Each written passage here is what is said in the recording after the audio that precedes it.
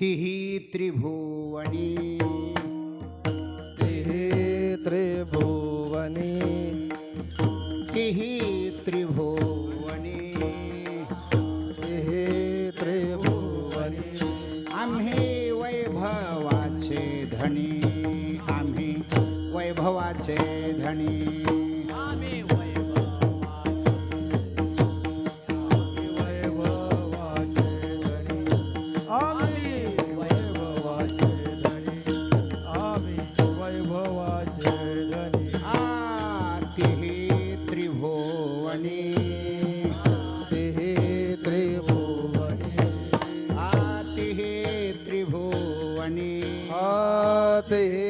त्रिभुवनी आम्ही वैभवाचे धनी आम्ही वैभवाचे धनी आम्ही वैभवाचे धनी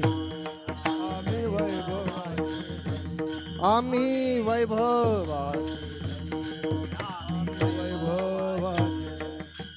हाती आला घावडाव हाती आला बाबूराव हाती आला घावडाव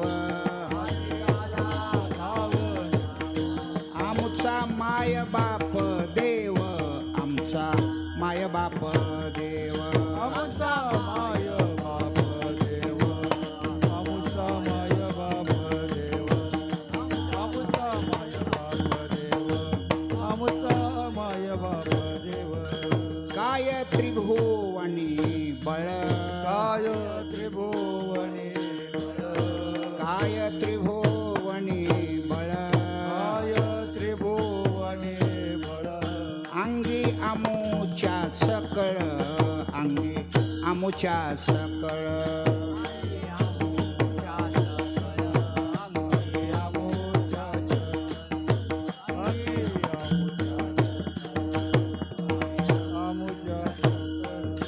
हाती आला घावडाव हाती आला घावडाव आमचा माय बाप देव आमचा माय बाप देव आमचा माय बाप देव आमचा माय बाप देव आमचा माय बाप देव आमचा माय बाप देव तुका म्हणे सत्ता तुका म्हणे सत्ता तुका म्हणे सत्ता तुका म्हणे सत्ता अवघी आमुचीच आता अवघी आमुचीच आता अवघी आमोचीच आता अवघी आमोचीच आता अवघी आमोचीच आता अवघी आमोचीच तुका म्हणे सत्ता तुका म्हणे सत्ता तुका म्हणे सत्ता तुका म्हणे सत्ता अवघी आमुचीच आता अवघी आमुचीच आता अवघी आमोचीच आता अवघी आमोचीच आता अवघी आमोचीच आता अवघी आमोचीच आता हाती आला घावडाव हाती आला घावडाव हाती आला घावडाव हाती आला घावडाव आमचा माय बाप देव आमचा माय बाप देव आमचा माय बाप देव आमचा माय बाप देव आमचा माय बाप देव आमचा माय बाप देव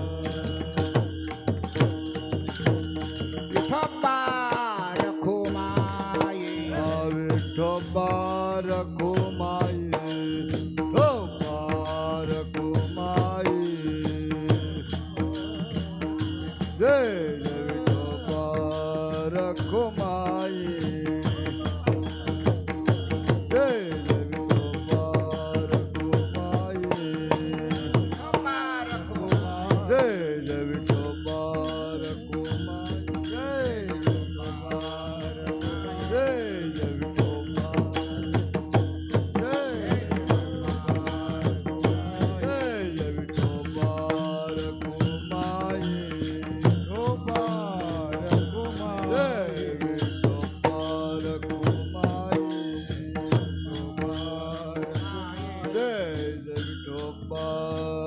रखुमाई रखुमाई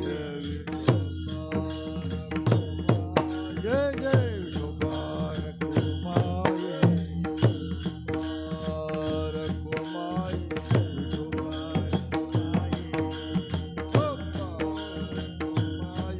जय जय Rakhumai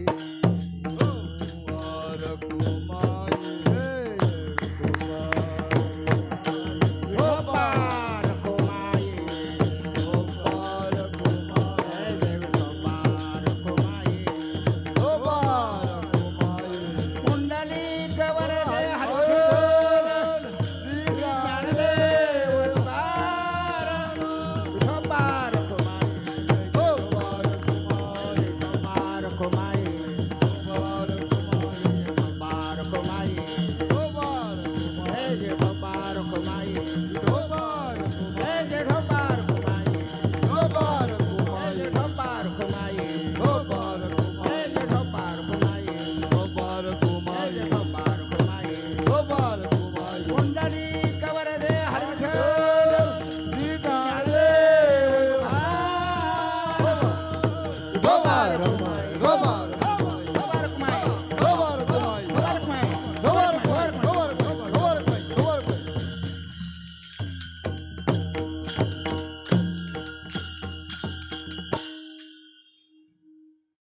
hello hello hello hello echo echo echo द्या हॅलो हॅलो हॅलो थोडासा लांबून बोल. हॅलो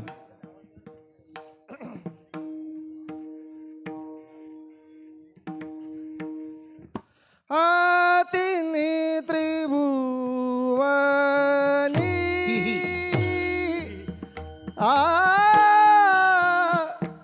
तिही त्रिभुवनी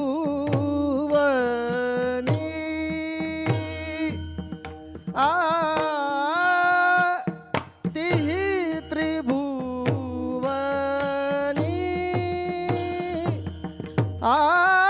तिही त्रिभुवनी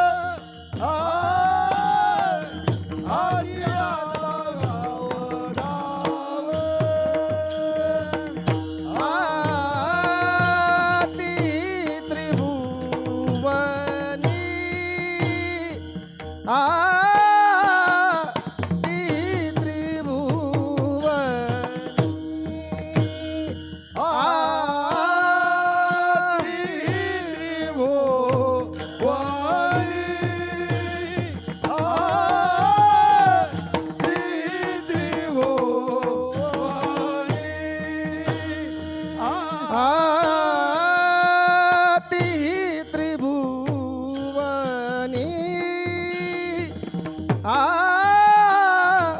तिही त्रिभुवनी आ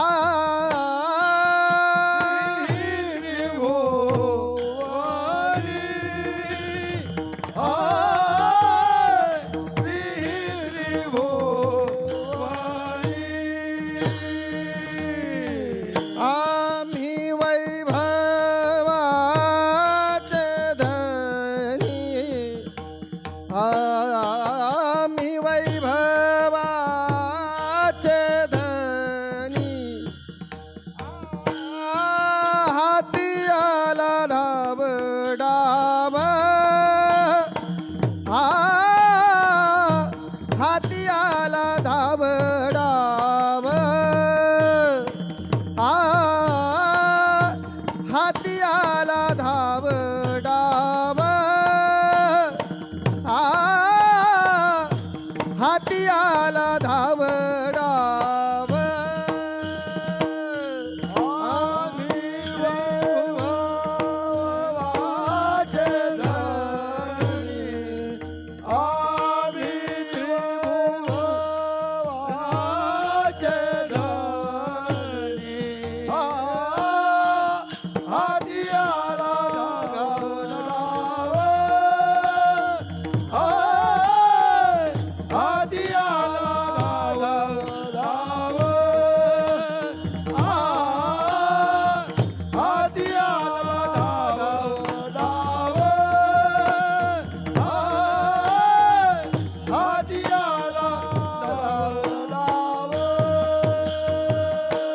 आमुचा माय बाप देव आमुचा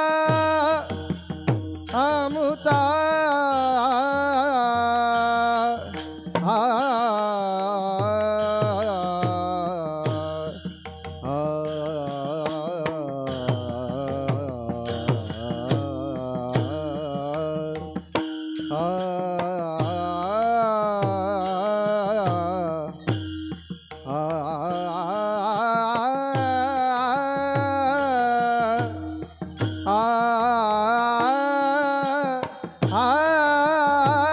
आमुचा माय बाप देव आमुचा माय बाप देव आमुचा माय बाप देव आमुचा आमुचा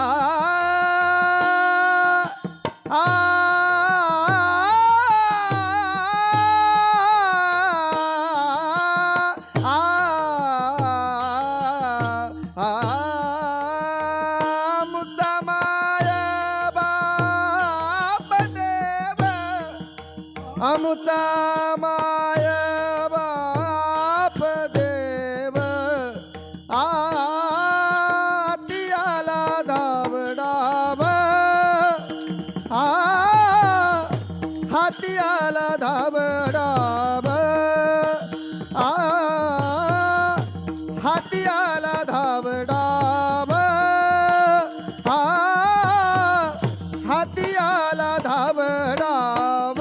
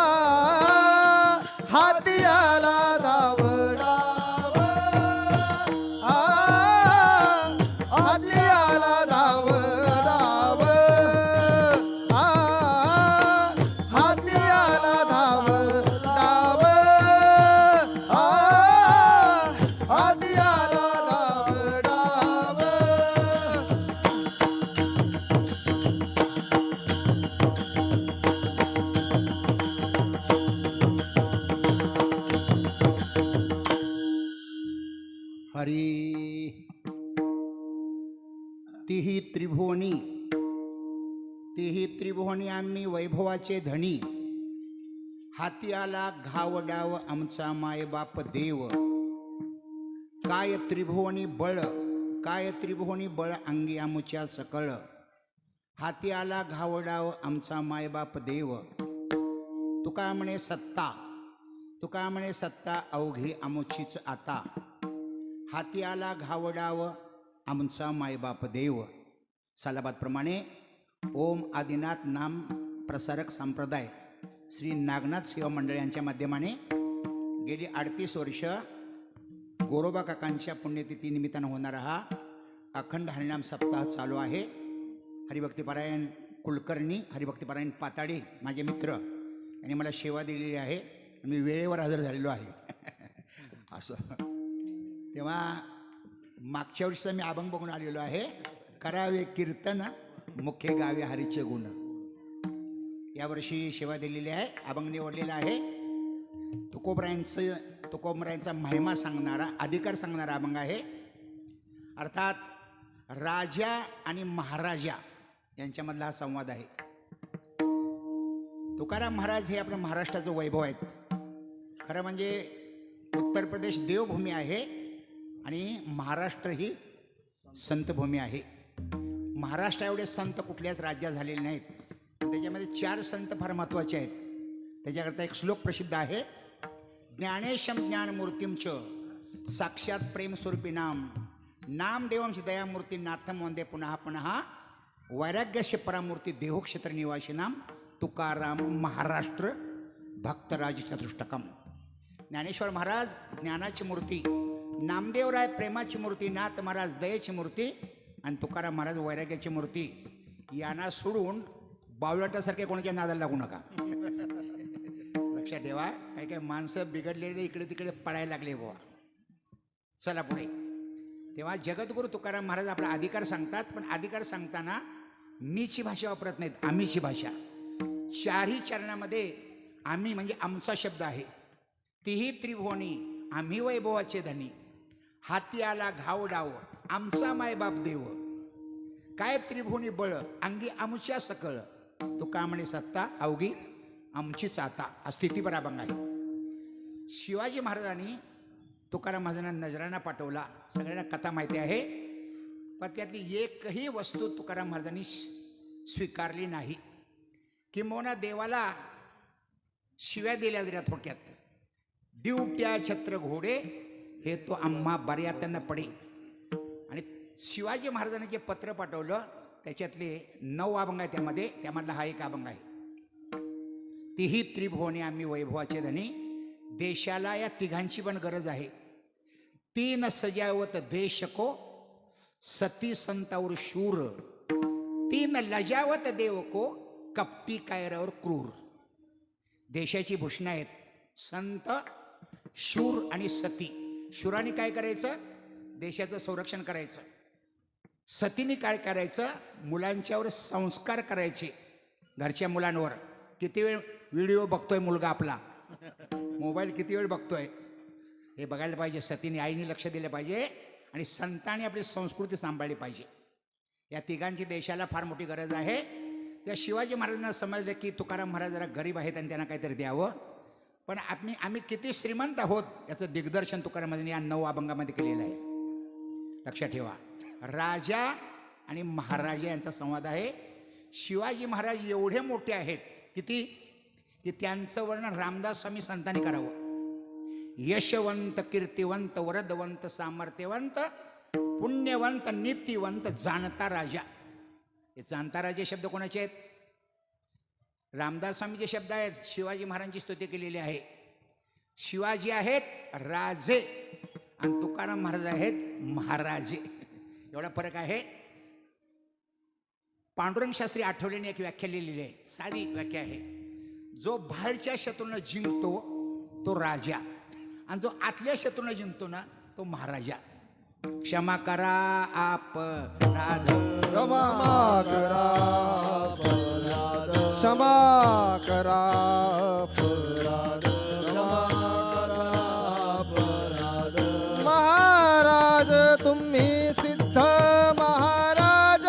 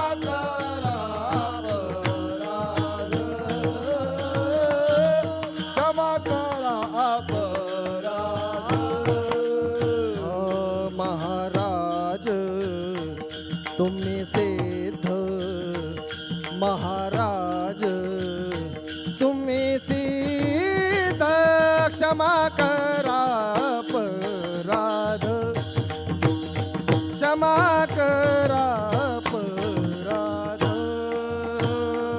महाराज तुम्ही सिद्ध महाराज तुम्ही सिद्ध क्षमा करा अपराध क्षमा करा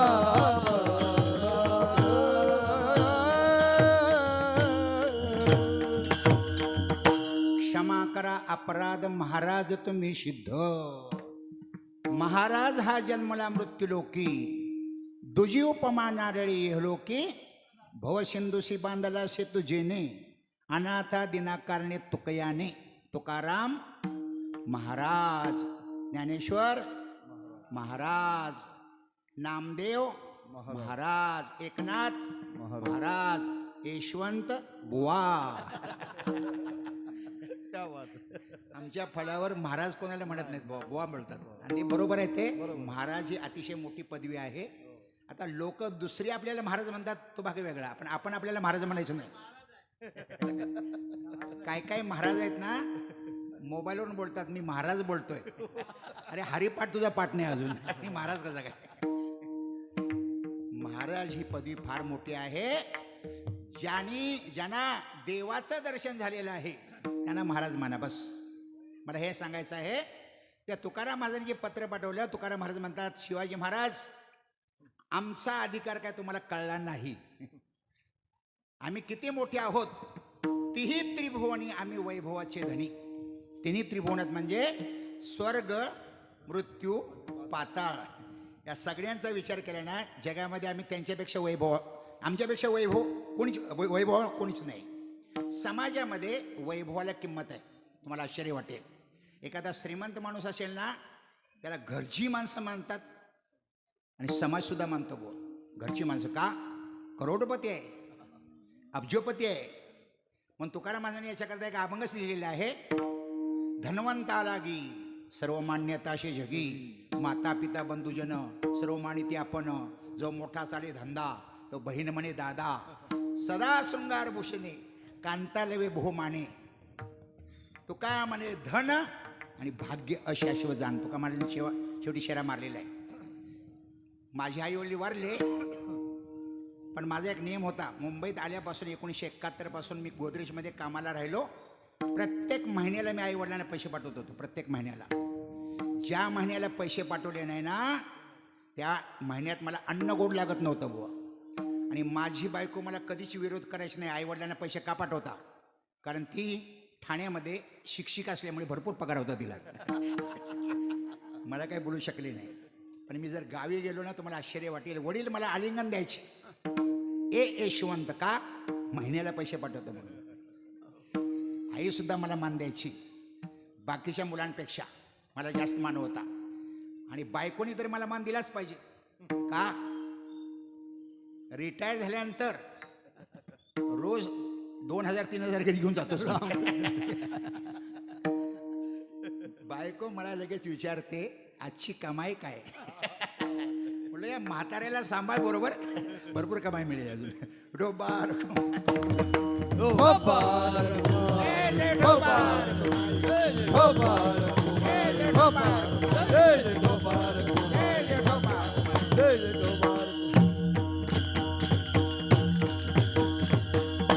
वैभवाला समाजामध्ये किंमत आहे, पण महात्म्यांच्या जीवनामध्ये लौकिक वैभवाला अजिबात किंमत नाही बुवा. महात्मे लौकिक वैभवाला अजिबात म्हणत नाहीत. लक्ष ठेवा. तुकाराम महाराज, ज्ञानेश्वर महाराज. एक मी दृष्टांत सांगतो नेहमी. एका गावामध्ये 2 मित्र होते, वैभव आणि विवेक. आईवडील गरीब असल्यामुळे त्यांना काही शिकता आलं नाही. वय झालं म्हणजे आईवडिलांच्या जीवावर किती दिवस जगायचं. मग त्यांनी काय केलं माहिती आहे का, ठरवलं लाकडं तोडायची जंगलामध्ये, शहरामध्ये विकायची. धंदा सुरू केला. वय 21-22 वर्षाचं. अर्थात त्या वैभवाला वाटायचं लॉटरी लागली असतं तर किती बरं झालं असतं, आणि विवेकला वाटायचं शिकायला मिळालं असतं किती बरं झालं असतं. वैभवचं लक्ष होतं कुठं? धनाकडं. आणि विवेकाचं लक्ष होतं ज्ञानाकडं. एक दिवस त्यांच्या नशिबाने कुठून तरी आवाज आला, वाचवा वाचवा वाचवा वाचवा. म्हणजे कोणतरी माणूस संकटात आहे. लाकडं तोडत असताना लाकडं तोडायची थांबवली. जिकडून आवाज येत होता तिकडे पळाले. एका गोऱ्या कोणत्या माणसावर वाघाने झेप घेतली होती. वाघ रक्तबंबाळ करून टाकतो त्याला. तो ओरडत होता, धावा धावा वाचवा वाचवा. या दोघांनी डेअरिंग केली, निर्भयता दाखवली. वाघाला 2 कुऱ्हाडी मारल्या, वाघ गेला पळून.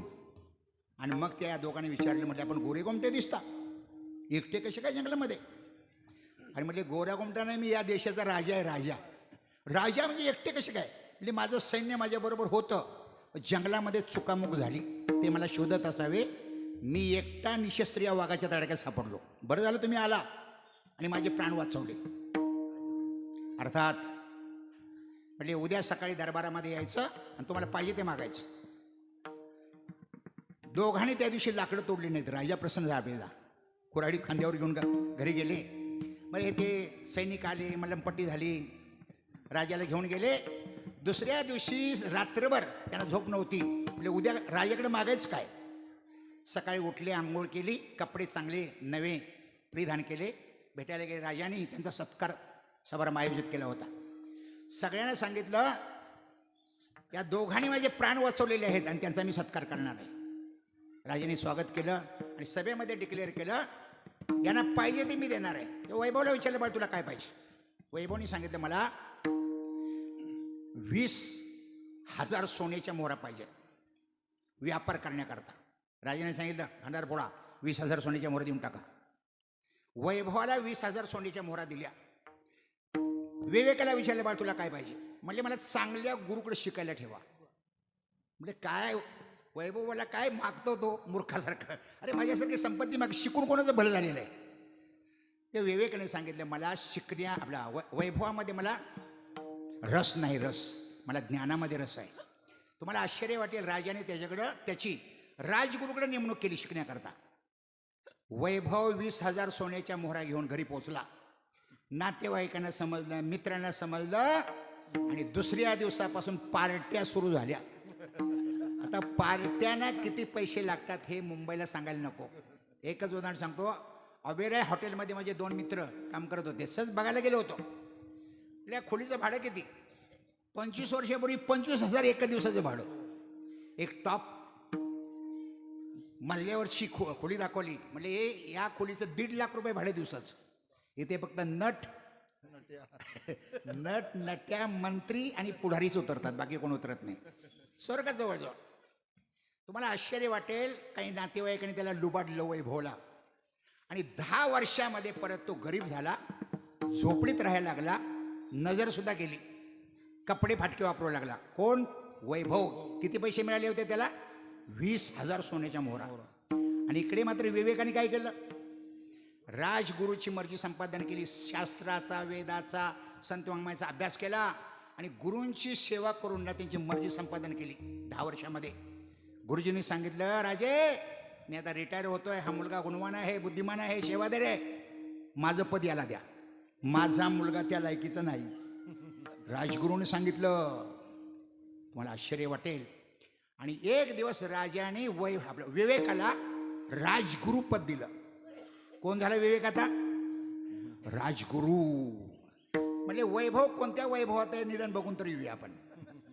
10 वर्षाचा काळ लोटला होता. 4 मित्रांना घेऊन, शिष्याने घेऊन विवेक गेला वैभवाला बघण्याकरता. वैभव झोपडीत होता, फाटक्या कपड्यामध्ये. लांबून ओळखलं, चेहरा ओळखला त्याचा. म्हणजे वैभव, मला ओळखलंस का? नाही म्हणजे माझी नजर कमी झालेली आहे. अरे मी विवेक. आपण 10 वर्ष लाकडं तोडत, 10 वर्षापूर्वी लाकडं तोडतो जंगलामध्ये, तो तुझा मित्र विवेक.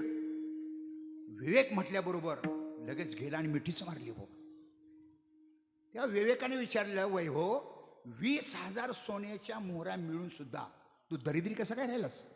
त्याचं उत्तर फार महत्वाचे, लक्ष ठेवा. त्यांनी सांगितलं, वैभव मिळाले पण विवेकाची संग सुटली, त्यामुळे ही दशा प्राप्त झाली. क्या बात.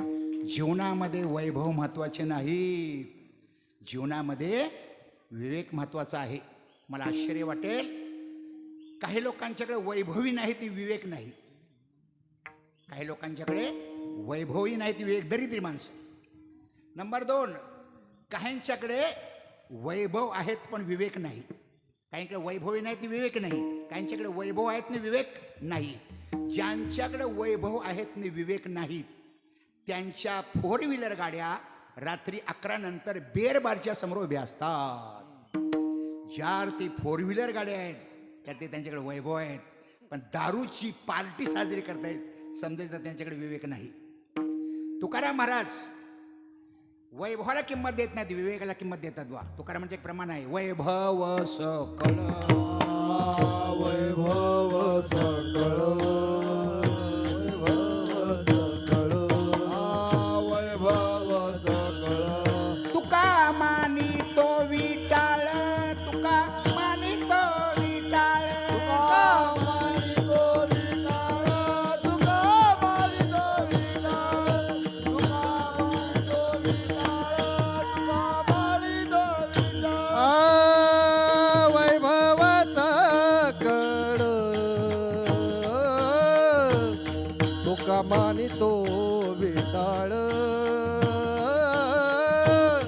तुका मानितो विठाळ, तुका मानितो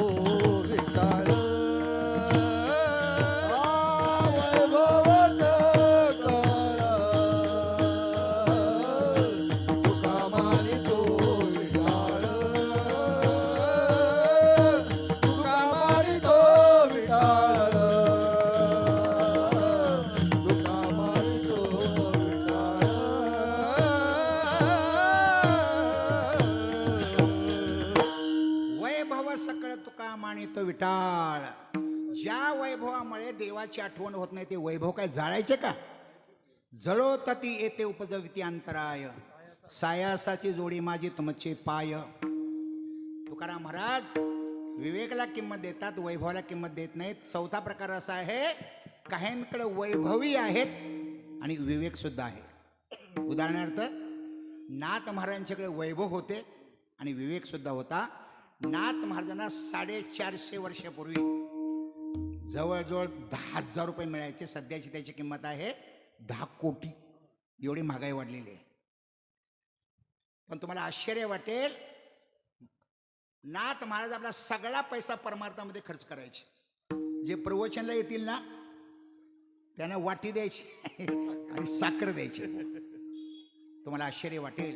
आणि एकदा अखंड हरिनाम सप्ताह केला आणि त्या सप्ताहामध्ये ना एकनाथ महाराजांना 700 रुपये कर्ज झालं.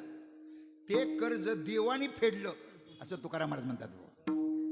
एकोबाचे ऋण फेडे ऋषी, एकोबाचे ऋण फेडे ऋषी, एकोबाचे ऋण फेडे ऋषी, एकोबाचे ऋण फेडे ऋषी धन, अंबऋषीचे सोशी गर्भावास, अंबऋषीचे दोषी गर्भावास, अंबऋषीचे दोषी गर्भावास. एकोबाचे ऋण फेडे ऋषी केशी, एकोबाचे ऋण फेडे ऋषी केशी, अंबऋषीचे दोषी गर्भावास, अंबऋषीचे दोषी गर्भावास. एकोबाचे ऋण फेडे ऋषिकेशी, एकोबाचे ऋण फेडे ऋषिकेशी, अंबऋषीसाठी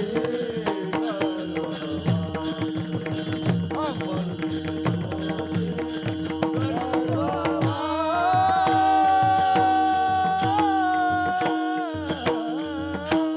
एकोबाचे ऋण फेडी ऋषिकेशी, अंबऋषीचे सोशी गर्भवास. जीवनामध्ये वैभव महत्वाचे नाहीत, विवेक महत्वाचा आहे. पण समाजामध्ये मात्र वैभवाला महत्व आहे. 2च कथा सांगून मला अभंगामध्ये जायचं आहे, राजा आणि महाराजा. तुम्हाला आश्चर्य वाटेल, पुराणामध्ये कथा आहे, विश्वामित्र शिकारीला गेला होता 10,000 सैन्य घेऊन. विश्वामित्र आणि जंगलामध्ये वशिष्ठ राहत होते. त्या वशिष्ठांच्या आश्रमामध्ये पाणी पिण्याकरता गेले. कोण? विश्वामित्र. अर्थात वशिष्ठांना वाटलं राजा आलेला आहे, राजा. याचा उचित आपण सत्कार केला पाहिजे. या विश्वामित्राने सांगितलं वशिष्ठाने, म्हटले आता जेवणाची वेळ झालेली आहे, जेवायला बसा. विश्वामित्र बोलले मी काही एकटा नाही, माझ्याबरोबर 10,000 सैन्य आहे. म्हणजे 10,000 का 1,00,000 असू दे, जेवायला बसा. सगळे आंघोळीला गेले आणि आंघोळून परत येईपर्यंत ना लगेच मंडप, लगेच टेबल, लगेच चांदीची ताटं आणि लगेच सगळे पदार्थ, बासुंदी, श्रीखंड, चपाती, पुरी, कोशिंबीर, पापड, लोणचं वगैरे सगळं ताटच. येऊन माणसाने हातच मारला सैन्याने. तुम्हाला आश्चर्य वाटेल, विश्वामित्र सुद्धा जेवायला बसला होता बुवा. पण त्याला जेवण गोड लागलं नाही.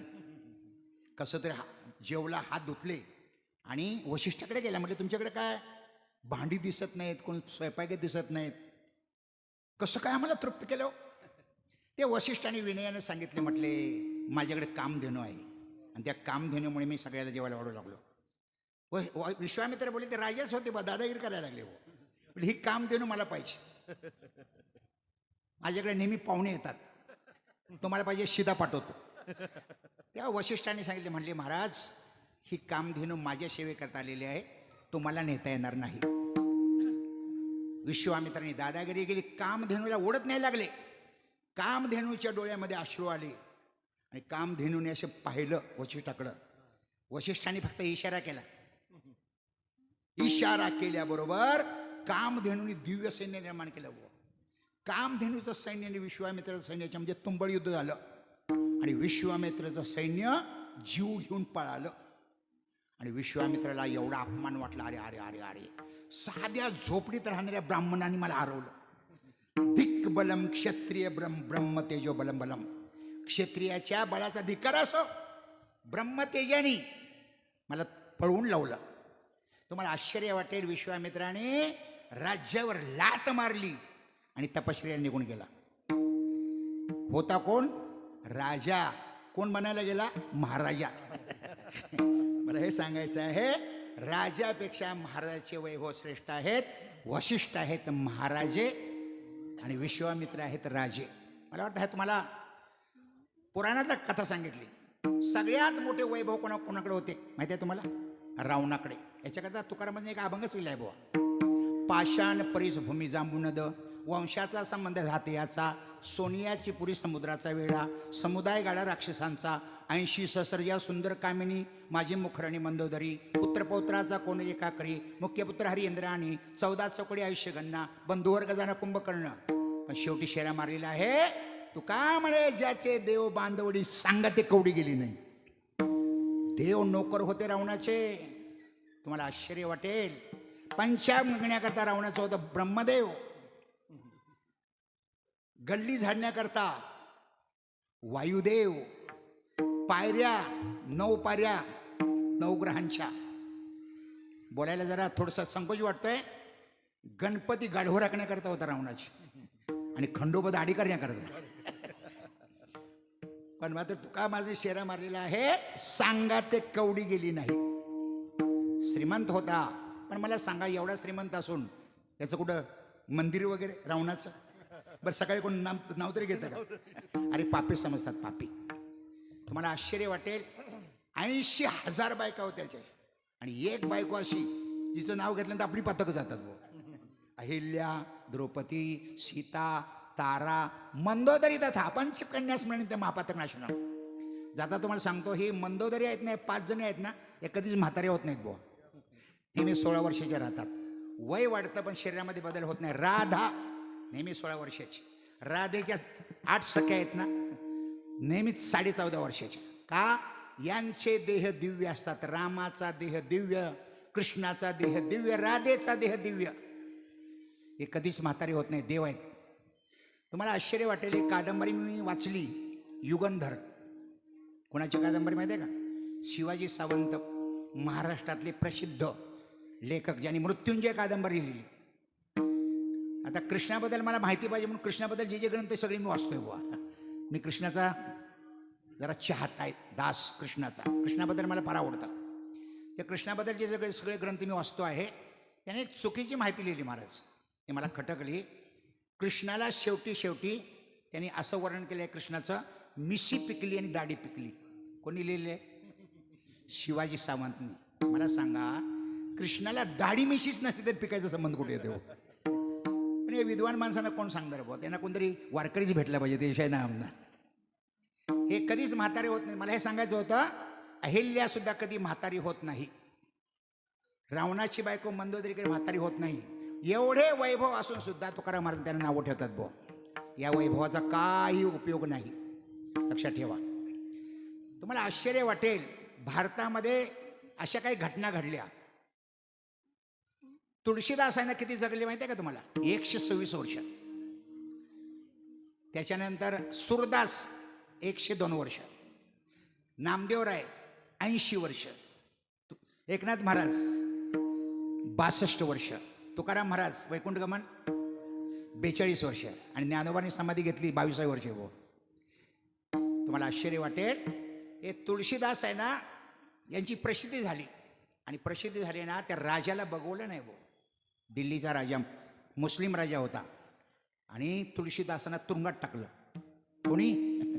त्या राजाने. त्या राजाचं काय मला नाव आठवत नाही. राजाने तुळशीदासांना तुरुंगात टाकल्याबरोबर त्या दिल्लीमध्ये एवढे वानर निर्माण झाले, मोठे मोठे. आणि ते काय करायला लागले? ते बुरखेच पाडायला लागले. जे कोण बुरखेवाली दिसली की बुरखा पाडा, जे कोणी बुरखेवाली दिसली की बुरखा पाडा.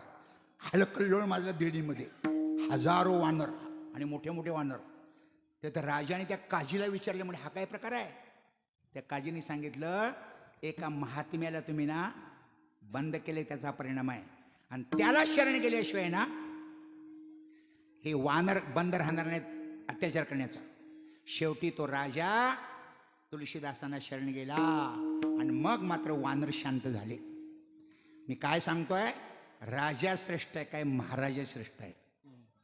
नामदेवराय जेव्हा गेले होते ना तीर्थयात्रेला, सिकंदर लोधी नावाचा मुसलमान राजा, त्यांनी गायच कापून टाकली. वो समोर गाय कापून टाकली कीर्तनामध्ये. तेव्हा नामदेवरायांना म्हणून आश्चर्य वाटलं, काय करायचं? म्हणजे बोल, किती दिवसात उठवणार? तर मुंडकच उडवणार तुझं, गायचं उडवलं तसं. नामदेवरायाने 3 दिवसाची मुदत मागून घेतली. म्हणजे 3 दिवसात उठवतो. 3 दिवसामध्ये जेवले नाहीत, झोपले नाहीत, पाणी प्याले नाहीत, देवाचा धावा केला. देव विठोबा 3 दिवसांनी आले आणि मग गाय उठवली. नामदेवराय बोलले, काय मला मारायचं होतं का विठोबा? 3 दिवस. म्हणजे नामदेवा, माझा तुझ्यावर पक्का विश्वास नाही. अरे तू आत्ता बोलवला असता त्याच वेळी मी आलो असतो. 3 दिवसाची मुदत कशी मागितलीस तू? माझी चूक नाही, तुझी चूक आहे. मला हे सांगायचं आहे, जगामध्ये राजा श्रेष्ठ नाही, महाराजा श्रेष्ठ आहे. आता शेवटचं उदाहरण देतो. आपल्यापेक्षा मोठे वैभव कुठे आहेत माहिती आहे का? स्वर्गामध्ये. जेत अमरत्व हे सिंहासन, ऐरावतीसारखे वाहन, राजधानी भुवन अमरावती, जेत महासिद्धीची भांडारे, अमृताची खिल्लारे. पुढे काय? जेत अमरत्व हे सिंहासन, ऐरावतीसारखे वाहन, राजधानी भुवन अमरावती, जेत महासिद्धीची भांडारे, अमृताचे कोठारे, जे गावे खिल्लारे कामधेनूची. असं हे सगळे चकाचक आहे. कुठे? स्वर्गामध्ये दिव्य भोग आहेत. स्वर्गामधले ते देव आहेत ना, त्याच्यामध्ये 3च तत्व आहेत. पाणी, माती तत्व नाही, तेज, वायू, आकाश 3च तत्व आहेत बुवा. इंद्र हा वैभवी आहे. आमच्यासारखे इंद्राला 6 विकार नाहीत. अस्ति, जायते, वर्धते, विपरिणमते, अपक्षते, नश्यते. आईच्या पोटात येणं, जन्माला येणं, वाढणं, तरुण होणं, म्हातार होणं, मरणं, हे विकार माणसाला आहेत, हे स्वर्गातल्या देवाला नाहीत. तुम्हाला आश्चर्य वाटेल, सगळं मोठे मोठे वैभव आहे तिथे. इंद्राचं आयुष्य सुद्धा 1 मन्वंतर आहे. 1 मन्वंतर. 1 मन्वंतरमध्ये किती वर्ष माहिती आहे का? 30,67,20,00,000 वर्ष म्हणजे 1 मन्वंतर. हे 4 युग जर एकत्र वेळा गेले ना तर 1 मन्वंतर होतं. पण हा राजा एकदा मिरवणूक काढून हत्तीवर बसला होता, ऐरावतावर. हत्तीवर मिरवणूक, जशी आता निवडणुकीनंतर होणार आहे बघा मिरवणुका. आजकाल डीजेची वगैरे मोठी तयारी चाललेली आहे. तेव्हा दुर्वास चालले होते तिथून. दुर्वासाने बघितल्याबरोबर ना इंद्र खाली उतरला, नमस्कार केला. दुर्वासाला वाटलं राजा असून विनय आहे याच्याकडं, म्हणून दुर्वासाने काय केलं, आपल्या गळ्यातला हार त्याच्या गळ्यात टाकला इंद्राच्या. इंद्राने तो स्वीकारला, हातीवर चढला आणि तो गळ्यातला हार काढला आणि सोंडेमध्ये दिला हत्तीच्या. हातीने खाली टाकला आणि पायामध्ये तुडवला. आणि हे दुर्वासाने बघितलं. दुर्वासाने बघितलं, म्हटलं हा दांभिक राजा दिसतोय, फक्त मतापुरतं माझ्याशी पाया पडतो माझ्यावर.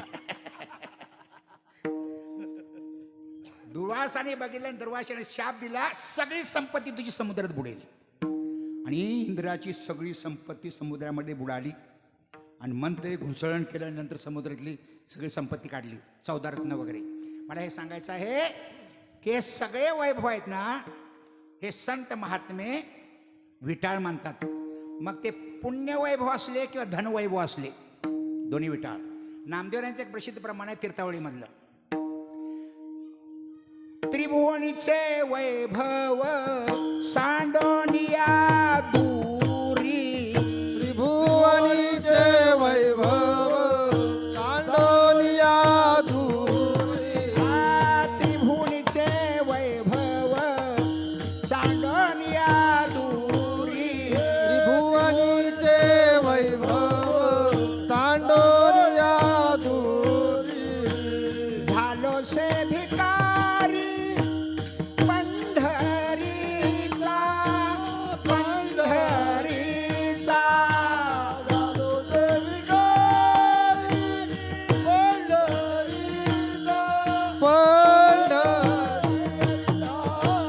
झालो से भिकारी पंढरीचा, पंढरीचा. झालो ते भिकारी पंढरीचा.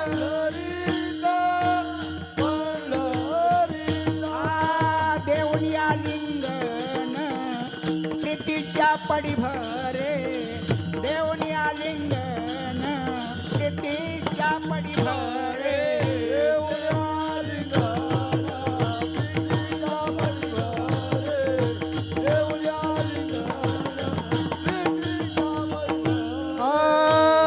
त्रिभुवनीचे वैभव सांडोनिया दूरी.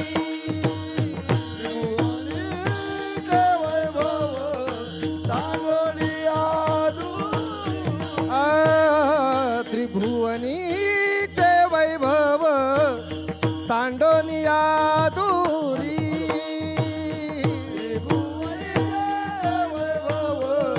सांडोनिया दूरी. हा त्रिभुवनीचे वैभव सांडोनिया दूरी. झालो से भिकारी पंढरीचा.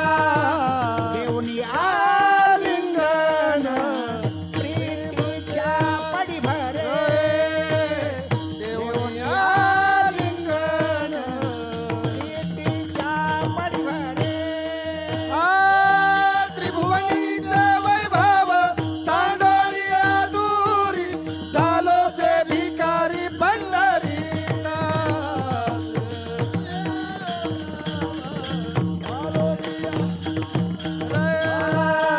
देऊनी आलिंगन प्रीतीच्या पडी भरे.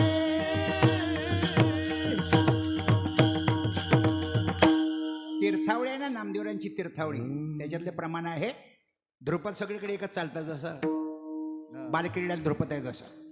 त्रिभुवनीचे वैभव सांडोनिया दुरी. झालो से भिकारी पंढरीचा. सगळ्या वैभवावर आम्ही त्रिभुवनीच्या लात मारली. इहलोकीचे वैभव, पारलोकीचे वैभव, याच्यावर लात मारली. मग तुकाराम महाराज, तुमचे वैभव कोणते? हा मोठा प्रश्न आहे, लक्षात ठेवा. तर हे तुकाराम महाराजांनी सांगितले, आमचे वैभव सांगू का? ज्ञानेश्वर महाराजांना विचारा. मग तिही ते शांभव अद्वयानंद वैभव संपादिले सप्रभू श्री गहिनीनाथा. अद्वयानंद म्हणजे आत्मानंद, म्हणजे ब्रह्मानंद, हे आमचे वैभव आहेत. सुखे शिव ब्रह्मानंदा, गाऊ राम नाम सदा, नोहे मग बाधा काळदूत यमाची. हे जर वैभव मिळाले ना, देवाला तुम्हाला भेट द्यावी लागते. बुवा नाही आनंदाशी जोडा, सांगता गोष्टी लागती गोडा. आलाशी आकारा आमची आचारा, तुका म्हणे भिडा भक्तीची. हे वैभव मिळाले, ब्रह्मज्ञान झालं ना, जन्म मरण त्याचं संपलं. आणि दैवी संपत्ती त्याच्याकडे सगळी येते. अभयम सत्व संशुद्धी ज्ञान योग व्यवस्थिती दानम दमस्य यज्ञेश स्वाध्याय तपार्जन. हे 16व्या अध्यायामधले जे 26 लक्षणं सांगितली ना, संपत्तीची, ती सगळी संपत्ती येते. आणि ही आमची संपत्ती आहे ना, कधीच संपत नाही बुवा. धनसंपत्ती संपते, पुण्यसंपत्ती संपते. पुण्य संपलं की इंद्राला सुद्धा खाली यावं लागतं बुवा. आणि मृत्यूलोकामध्ये तर रोडपतीचे करोडपती, करोडपतीचे रोडपती.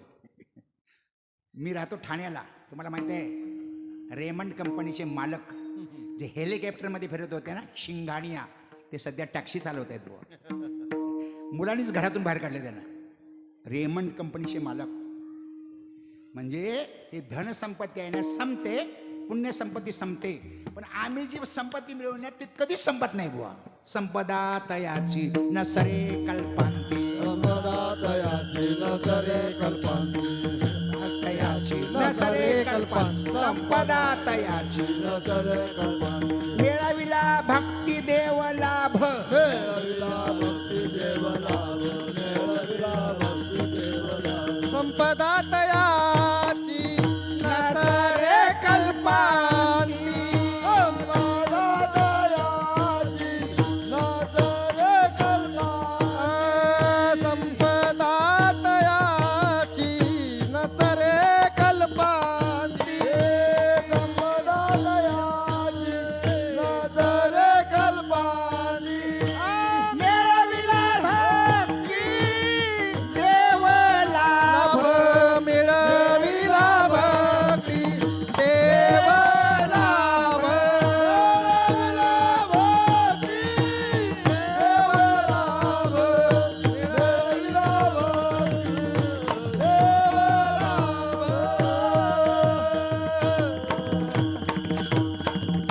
संपदा तयाची नसरे कल्पांती, मिळविला भक्ती देव लाभ. 100 कडवेचे अभंग आहेत ना, त्याचे पहिल्या अभंगातले प्रमाण आहे, लक्षात ठेवा. आम्ही जी संपत्ती मिळवली आहे ना, कल्पांती संपत नाही. कल्प म्हणजे 4 युग एकत्र गेल्यानंतर ना 43,20,000 वर्ष होतात. अशी चार युग एकत्र गेल्यानंतर एक मन्वंतर होतो. किती वर्ष? 30,67,20,000 वर्ष. आणि असे 14 मन्वंतर झाले तरी कल्प होतो. म्हणजे किती वर्ष? 4,29,40,40,80,000 वर्ष म्हणजे कल्प. ब्रह्मदेवाचा एक दिवस, लक्षात ठेवा. एवढी आमची संपत्ती पुरते. आम्ही जी संपत्ती मिळवली आहे ना, ही कधी संपत नाही. देवरूपी संपत्ती आम्ही मिळवल्यामुळे आम्ही सगळे महात्मे जे आहेत ना, हरिदास आहेत ना, हे सगळे वैभवाचे धनी आहोत. तीही त्रिभुवनी आम्ही वैभवाचे धनी. आमच्याकडे सगळे वैभव आहेत. कुठलेही वैभव टिकवण्याकरता माणसाच्या अंगात बळ लागतं बुवा. बहुतेक जे श्रीमंत माणसं असतात ना, त्यांच्या गाडीमध्ये रिव्हॉल्वर असतेच बुवा, कटका. का? ते घाबरलेले असतात बुवा. मला वाटतं आता गाडी तपासणं चालू आहे सगळीकडे. सगळीकडे नाकेबंदी झाली आहे, कोण किती कोटीने येतो आहे ते. जे श्रीमंत असतात ना, वैभव संपन्न असतात ना, त्यांच्याकडे बळ असावं लागतं. तुकाराम महाराज म्हणतात, दुर्बळा हाती सापडले धन करिता जतन नाही त्याशी. दुर्बळाच्या हातामध्ये संपत्ती सापडली, त्याने जतन करता येत नाही. म्हणजे जो संपत्तीवान आहे ना, वैभव संपन्न आहे ना, त्याच्याकडे बळ ही असलंच पाहिजे. तुकाराम महाराज मला कळलं, तुमचे वैभव आहेत, पण हे सांभाळण्याकरता तुमच्याकडे बळ कोणतं आहे.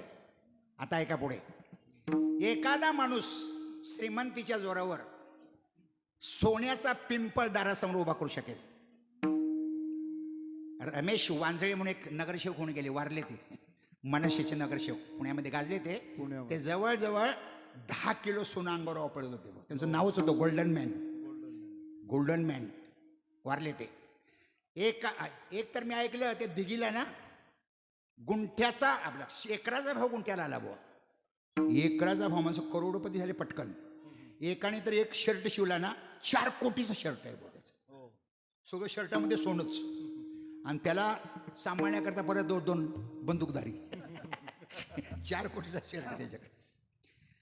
मला सांगा, एखादा माणूस जर श्रीमंत असेल माझ्या मते, तर तो आपल्या दारासमोर सोन्याचं झाड उभा करू शकेल, पण तो रेडा बोलवू शकत नाही बुवा. जयाची अंगी सोन्याचा पिंपळ जयाची अंगी सोन्याचा पिंपळ, जयाची अंगी सोन्याचा पिंपळ, जयाचे द्वारी सोन्याचा पिंपळ, अंगी ऐसे बळलेला बोले.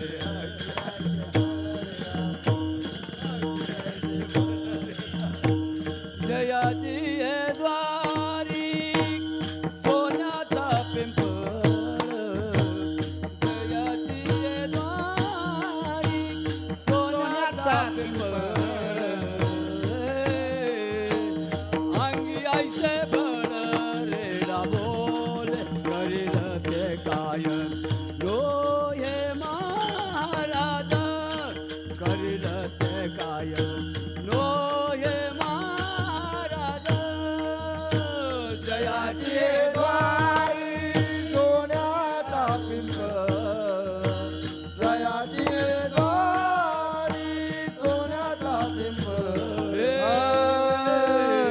अंगी ऐसे बळ रेडा बोले अंगी ऐसे बळ रेडा बोले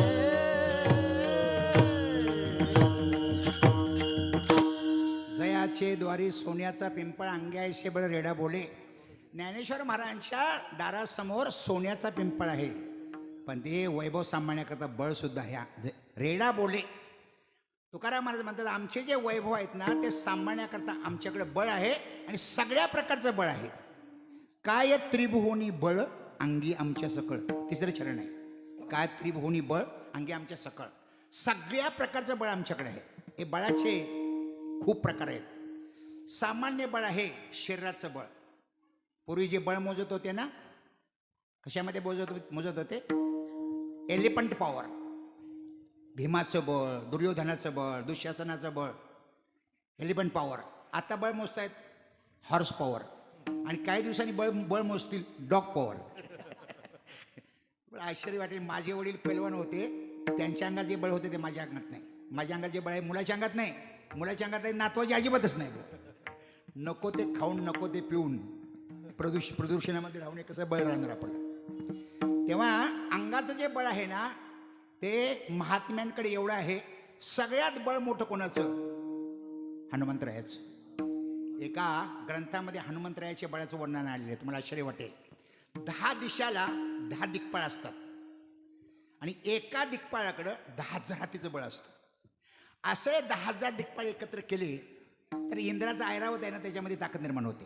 इंद्राच्या ऐरावतामध्ये स्वर्गातल्या अशा इंद्राच्या 10,000 ऐरावतीची ताकद इंद्राच्या मनगटामध्ये असते हो. आणि इंद्राच्या 10,000 मनगटाची ताकद हनुमंताच्या करंगळीमध्ये असते. हनुमंत महाबळ हनुमंत महाबळी हनुमंत महाबळी हनुमंत रावणाची दाढी दाढी रावणाची दाढी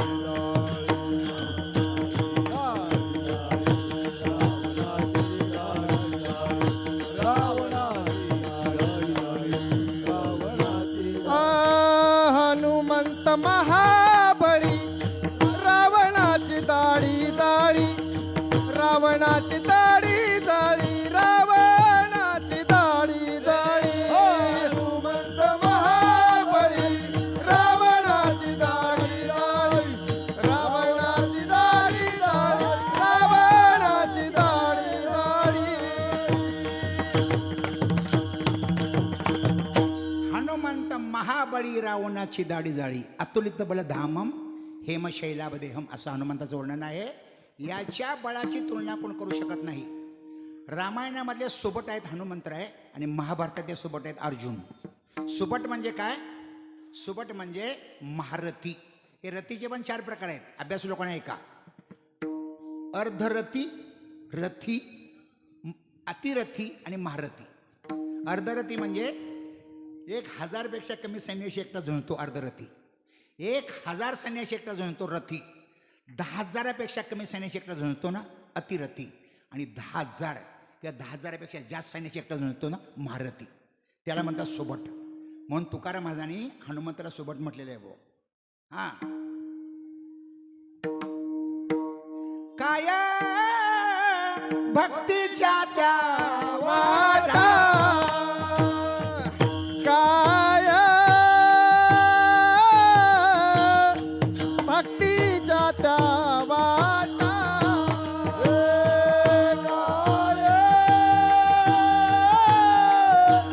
भक्तीच्या त्या वाटा काय भक्तीच्या त्या वाटा काय भक्तीच्या त्या वाटा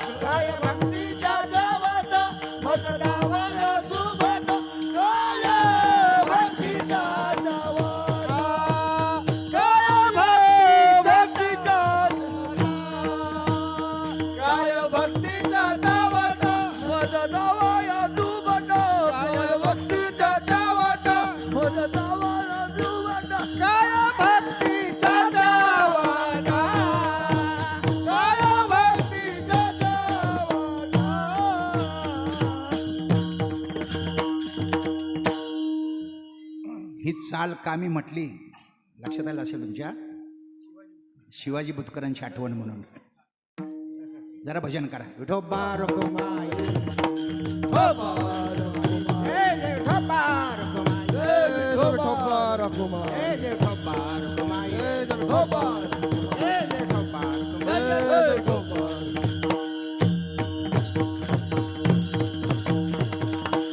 तुकाराम महाराजांचे गुरु आहेत हनुमंत आहे. हनुमंताची मी ताकद सांगितली. अर्जुनाची ताकद महाभारतामध्ये आलेली आहे. ऐकून ठेवा. अर्जुनाची किती ताकद होती? अर्जुन सुद्धा सोबत म्हटले ज्ञानेश्वर महाराजांनी. महाभारतीय युद्ध होणार होतं याच्या अगोदर दुर्योधनाने सभा घेतली आणि त्या सभेमध्ये सगळ्या महारथींना प्रश्न विचारला. म्हणजे पिताजी, तुम्हाला मी सेनापती केलेले, तुमचं बळ किती आहे? भीष्माचार्यांनी सांगितलं, म्हटले दुर्योधना, माझ्यावर विश्वास ठेवलास ना, एका महिन्यात संपवतो सगळ्या पांडवांना, एका महिन्यात. अर्थात द्रोणाचार्याने विचारले, गुरुजी तुमचं किती बळ आहे? द्रोणाचार्य बोलले, महिना कशाला, 15 दिवसात संपवतो पांडवांना, 15 दिवसात. शेवटी अश्वत्थाम्याला विचारले, बळ तुझं किती बळ आहे? अश्वत्थाम्याला सांगितले, बाबा म्हातारे झालेत, त्यांना 15 दिवस लागतील, मी 10 दिवसात संपवतो पांडवांना, 10 दिवसात. कोण? अश्वत्थामा. आणि शेवटी कर्णाला विचारलं, कर्णा तुझी काय ताकद आहे? म्हटले, मला जर सेनापती केलं ना, पांडवांना 6 दिवसात संपवतो, 6 दिवसात. तिथं यात सभेमध्ये गुप्तहेर होता कृष्णाने पाठवलेला. हे सगळं ऐकत होता. हे सगळं ऐकलं आणि कृष्णाला सांगितलं, असं असं बळ सांगितलेलं आहे. भीष्माचं बळ, द्रोणाचार्याचं बळ, अश्वत्थाम्याचं बळ आणि कर्णाचं बळ. आता कृष्णाने लगेच सभा घेतली भाऊ पांडवांची. आणि पांडवांच्या सभेमध्ये लगेच विचारलं, म्हणजे अर्जुना, तो तुझा शत्रू कर्ण बोलतोय 6 दिवसामध्ये पांडवांना मी संपवील, तुझी किती ताकद आहे? अर्जुनाने सांगितलं, एका दिवसात कळवर रावणाने संपू शकतो, एवढी माझी ताकद आहे. आणि अर्जुन तेवढा शूर होता का? ज्ञानोबाने एकच होईल बुवा, महावीर 11 अक्षौणी, तो एक नागवले राहणार नाही. 11 अक्षौणी सैन्याला परत पाठवले बुवा अर्जुनाने. विराटनगरीमध्ये गाई चोरायला गेले होते त्यावेळी. एकटा मी मारू शकतो, एकाच दिवसात कौरवांना संपू शकतो. तुम्हाला आश्चर्य वाटेल, जयद्रथाने लात मारली ना अभिमन्यूला, अपमान झाला. लगेच त्याने प्रतिज्ञा केली, उद्या संपवणार त्याला. प्रतिज्ञा ऐकली कृष्णाला, कृष्णानं कोडं पडलं. आता काय करायचं? तुम्हाला आश्चर्य वाटेल, जयद्रथाला वाचवण्याकरता सगळं सैन्य उभा केलं कौरवाने, सगळं सैन्य. त्या दिवशी 11व्या दिवशी अर्जुनाने 8 अक्षौणी सर्व सैन्य संपवले. 8 अक्षौणी. 1 अक्षौणी म्हणजे 2,17,000. आता उद्या सकाळी गुणाकार करा. एवढं सैन्य अर्जुनाने एका दिवशी मारले, 11व्या दिवशी. महाभारती युद्ध झालं, किती जण जगले होते माहिती आहे का तुम्हाला? फक्त 10 जण जगलेले आहेत, बाकी सगळे मेले. 39,36,600 पैकी 10 जगले. 5 पांडव, श्रीकृष्ण सात्यकी और कौरवांच्या बद्दल फक्त तिघेच होते, अश्वत्थामा, कृतवर्मा, कृपाचार्य. त्याच्यामध्ये 2 चिरंजीव आहेत, अश्वत्थामा, बलर्व्यासो, हनुमानशी विभीषण हा, कृपा परशुरामस्य सप्तेती जीविन हा. एवढा अर्जुन शूर होता. आणि अर्जुनाला अहंकार होऊ नये म्हणून तुम्हाला आश्चर्य वाटेल, बबरूला विचारले कृष्णाने, बबरू तुझी किती ताकद आहे? बबरूने सांगितलं, दोघांनाही 1 तासात संपवतो. दोघांना म्हणजे कौरव पांडवांना. अरे कसं काय? लगेच त्याने चुनूक दाखवले बुवा. असा एक बाण मारला, त्याच्याकडे 2च बाण होते. पहिल्या बाणाला कोणाचा मृत्यू कुठे आहे ना ते चिन्ह उमटायचं, आणि दुसरा बाण बरोबर ते वरमोर घालायचं. हे कृष्णाने ओळखलं आणि कृष्णाने त्याचा अगोदरच काटा काढला बुवा. युद्ध सुरू व्हायच्या अगोदर भीमाच्या हस्ते मारला, त्याला जीवन ठेवला आणि विचारलं, तुझी शेवटची इच्छा काय? म्हणजे फक्त युद्ध बघण्याची शेवटची इच्छा आहे. 18 दिवस त्याला डोंगरावर ठेवलं होतं बुवा. कुणाला? बबरूला, बब्रुवान. आणि 18 दिवस युद्ध झालं, पांडवांचा विजय झाला. आणि अर्जुनाला घेऊन श्रीकृष्ण बबरूला भेटायला गेले. म्हणजे बबरू, तू युद्ध पाहिलंस? म्हणजे युद्ध पाहिलं. किती दिवस? 18 दिवस. पांडवांचा विजय कोणामुळे झाला?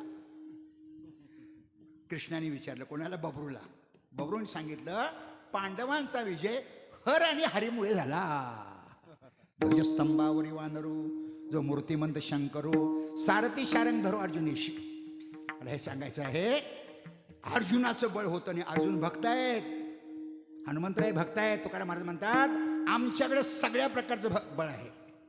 तुकारामांचे अवतार आहेत 6. आपल्याला बऱ्याच लोकांना माहीत आहे, पहिला अवतार अंबऋषी, दुसरा प्रल्हाद, तिसरा अंगद, चौथा उद्धव, पाचवे नामदेवराय आणि सहावे तुकाराम महाराज. रामायण मालिका कोणी पाहिली असेल ना, रामायण.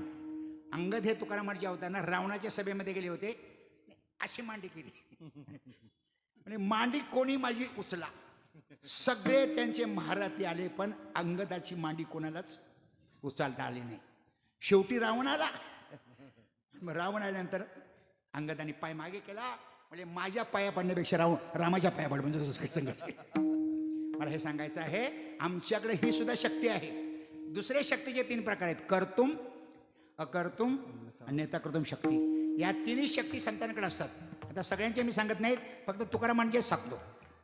तुकाराम महाराज एकदा दगडावर बसले होते प्रवचनला, आणि प्रवचन 1 तास झालं, आणि प्रवचन झाल्यानंतर एक ब्राह्मण आले, म्हणले महाराज मी काशीला चाललो आहे, माझ्याकडे पैसे कमी आहेत, जर तुम्ही समाजाला आव्हान केलं, लोक खिशात पैसे हात घालतील, पैसे काढून माझे झोळीत टाकतील आणि माझी काशी यात्रा संपन्न होईल. तुकाराम म्हणजे सगळ्या लोकांना आव्हान केलं. एक तर ब्राह्मण आहेत आणि काशीला चालले, त्यांना जर तो मदत केली ना, अर्ध पुण्य तुम्हाला घरी बसून लागेल. एक जाता तुम्हाला वर्म सांगतो, दुर्बळा पाठवी बळे वाराणसी, मेला आले तसे अर्ध पुण्य. गरीब माणसाला वाराणसीला पाठवलं, पंढरपूरला पाठवलं, देहूला पाठवलं, आंदीला पाठवलं, पैठणला पाठवलं ना, घरी बसून तुम्हाला अर्ध पुण्य प्राप्त होईल. आणि तुम्ही दारू पित नाही, म्हणजे मित्रांना जर दारूची पार्टी दिली ना, अर्ध पाप तुमच्या घरी येणार, असं तुकाराम महाराज म्हणतात. केले पाप जेने दिले अनुमोदन, दोघाशी पण सारख्याशी. मग मित्रांना दारूची पार्टी द्यायची का वारकऱ्याला पंढरपूरला पाठवायचं, तुमचं निरावं. सगळ्यांनी खिशात हात घातले, झोळी पैसे टाकले. एक म्हातारी समोर बसली होती, आजीबाई सारखी, तिच्याकडे काहीच नव्हतं बुवा. ती तुरतुर घरी गेली. महाराज आपल्या पितळेचा तांब्या घेतला तिनं घरातला, तुकारामांना भेटली, म्हणजे महाराज माझ्याकडे पैसे नव्हते, पण तांब्या पितळेचा आला, हे स्वीकारतील का पितळेचा तांब्या? म्हणजे काय स्वीकारणार आणि इकडे तुकाराम माझा तो पितळेचा तांब्या तिच्या हातून घेतला म्हातारीच्या, आणि ज्या दगडावर बसले त्या दगडाला लावला, आणि दगडाला लावल्याबरोबर पितळेचा तांब्या सगळ्यांच्या समोर सोन्याचा झाला. तुकाराम महाराज ज्या दगडावर बसले होते ना, तर दगड परी झाला. तुकारामांची कर्तुम शक्ती. तुम्हाला आश्चर्य वाटेल, माणसं पटापट उठली तांब्या आणण्याकरता. तुकाराम महाराजांनी घोंगडी झटकली, देऊला निघून गेले. सगळ्यांनी तांबे आणले, त्या दगडावर आपटले, सगळ्यांचे तांबे चेपले, सोन्याचा कोणाचा झाला नाही. का? त्याची ती शक्ती निघून गेली होती. अकर्तुम शक्ती म्हणजे दुसऱ्याकडून एखादी असाध्य गोष्ट करून घेणं. तुकाराम महाराज करायचे कीर्तन, आणि रामेश्वर भट्ट करायचे प्रवचन. एकदा रामेश्वर भट्ट आलीच नाही.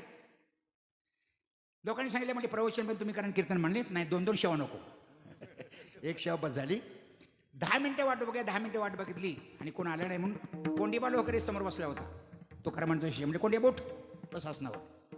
कोंडीबा उठला, आसनावर बसला, त्याच्यासमोर ज्ञानेश्वरी दिली, आणि फक्त तुकारामांनी कृपादृष्टीनं पाहिलं, भाऊ तुझ्या स्नेहाची वागेश्वरी, जरी मुकया त्या अंगीकारी, तो वाचस्पती शिखरी प्रबंध होडा, हे असो दिटीव जयावरी झळके, की पद्मकृमाता पारुके, तो जीवची परितुकी महेशेश. एवढं उत्कृष्ट बोलला की माणसं आश्चर्यचकित झाले. हा कुठे महंत झाला, आचार्य कुठे झाला, विद्वान कुठे झाला, काय बोलतोय. तोंडात बोटं घातली सगळ्यांनी. अर्थात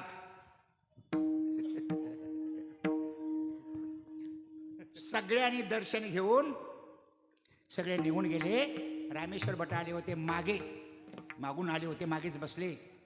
अर्थात एक माणूस सगळ्यांना गोंधळ टाकतोय बघा. विठोबा रखुमाई, जय विठोबा रखुमाई, जय विठोबा रखुमाई, जय विठोबा रखुमाई, जय विठोबा विठोबा रखुमाई, जय विठोबा.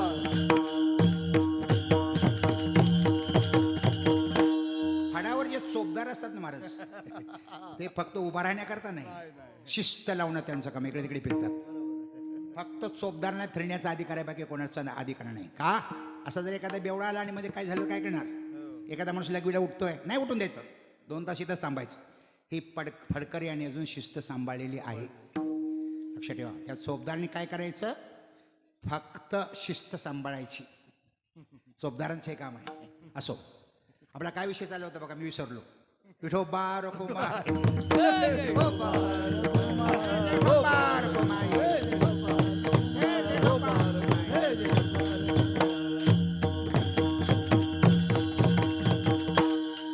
तेव्हा रामेश्वर भट आले होते, उशीर आले होते, मागे बसले होते, समोर आले, म्हणले महाराज क्षमा करा, यायला उशीर झाला, पण बरं झालं. काय विद्वत्ता प्रवचन ऐकायला मिळालं. कोण होते? काशीचे पंडित. म्हणजे काशीचे पंडित वगैरे कोण नाही, आपला कोंडीबा आणि प्रवचन केलं. कृपा कटाक्ष निहाळिले आपुल्या पदी बैसविले बाप रुक्मांद्री भक्त दिले वरदान. करतुम अकर्तुम शक्ती आणि असाध्य गोष्टी सुद्धा हे साध्य करतात.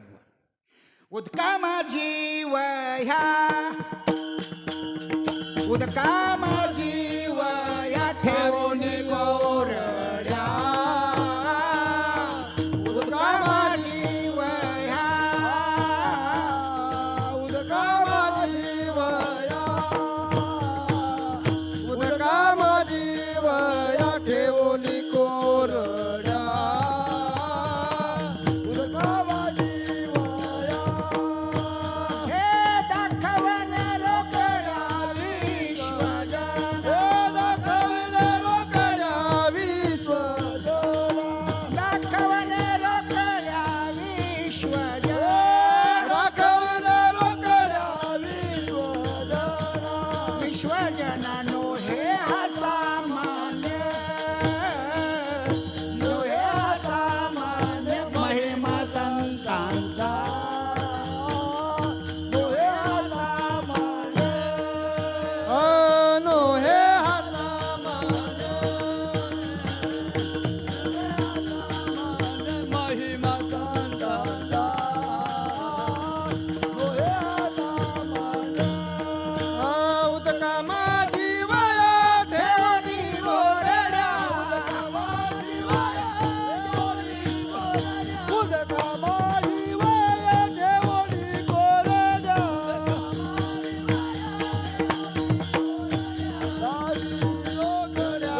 विश्वजना दाखवण रोकड्या विश्वजना रोकड्या विश्वजना रोकड्या विश्वजना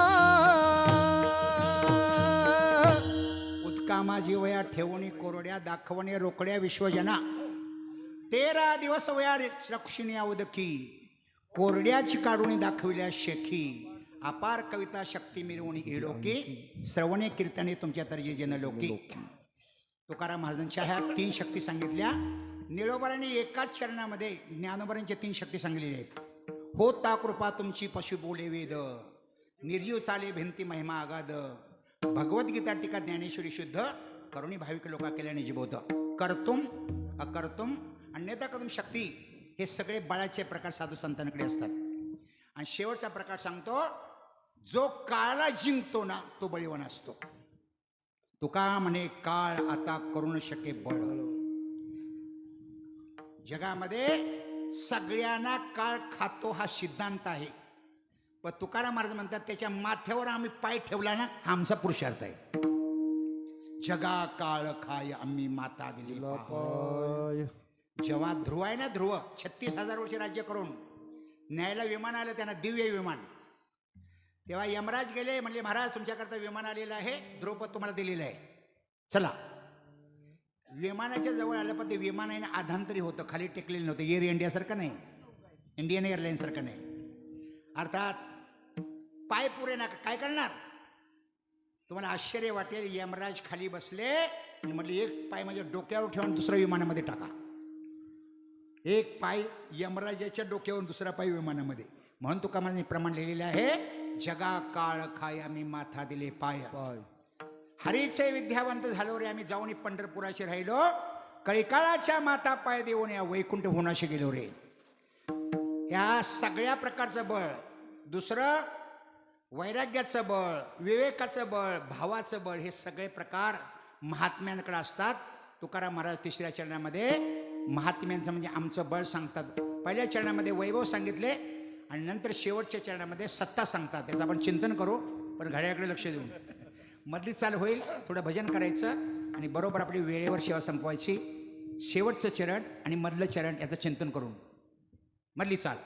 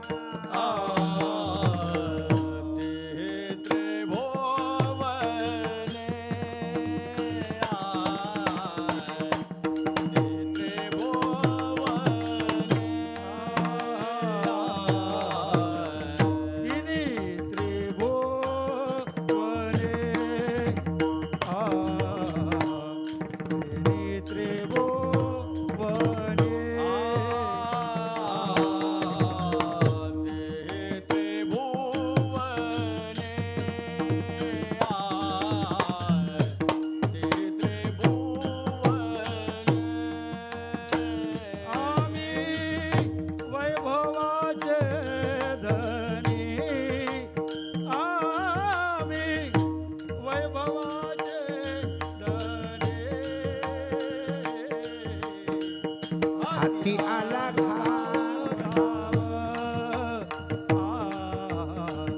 हाती आला धाव धाव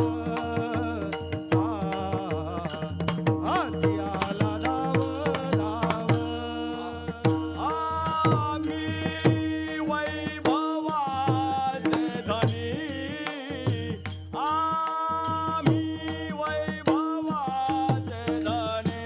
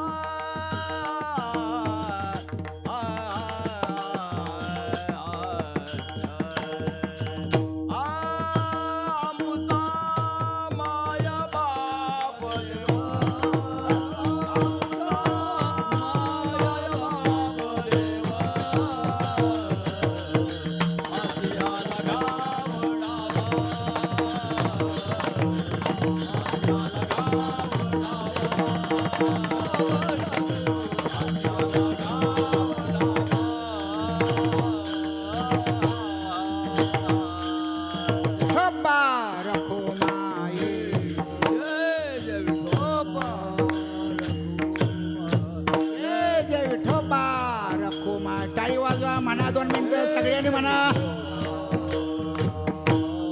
जय जय विठोबा रखुमाई. जय जय विठोबा रखुमाई.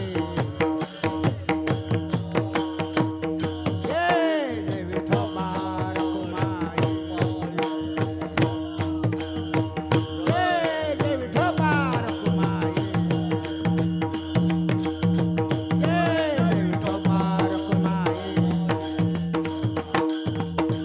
पुंडलिक वरदे हरी विठ्ठल श्री ज्ञानदेव तुकाराम विठोबा रखुमाई.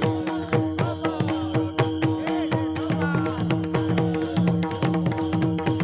जय विठोबा. जय जय विठोबा. जय जय विठोबा रखुमाई. पुंडलिक वरदे हरी विठ्ठल श्री ज्ञानदेव तुकाराम विठोबा रखुमाई.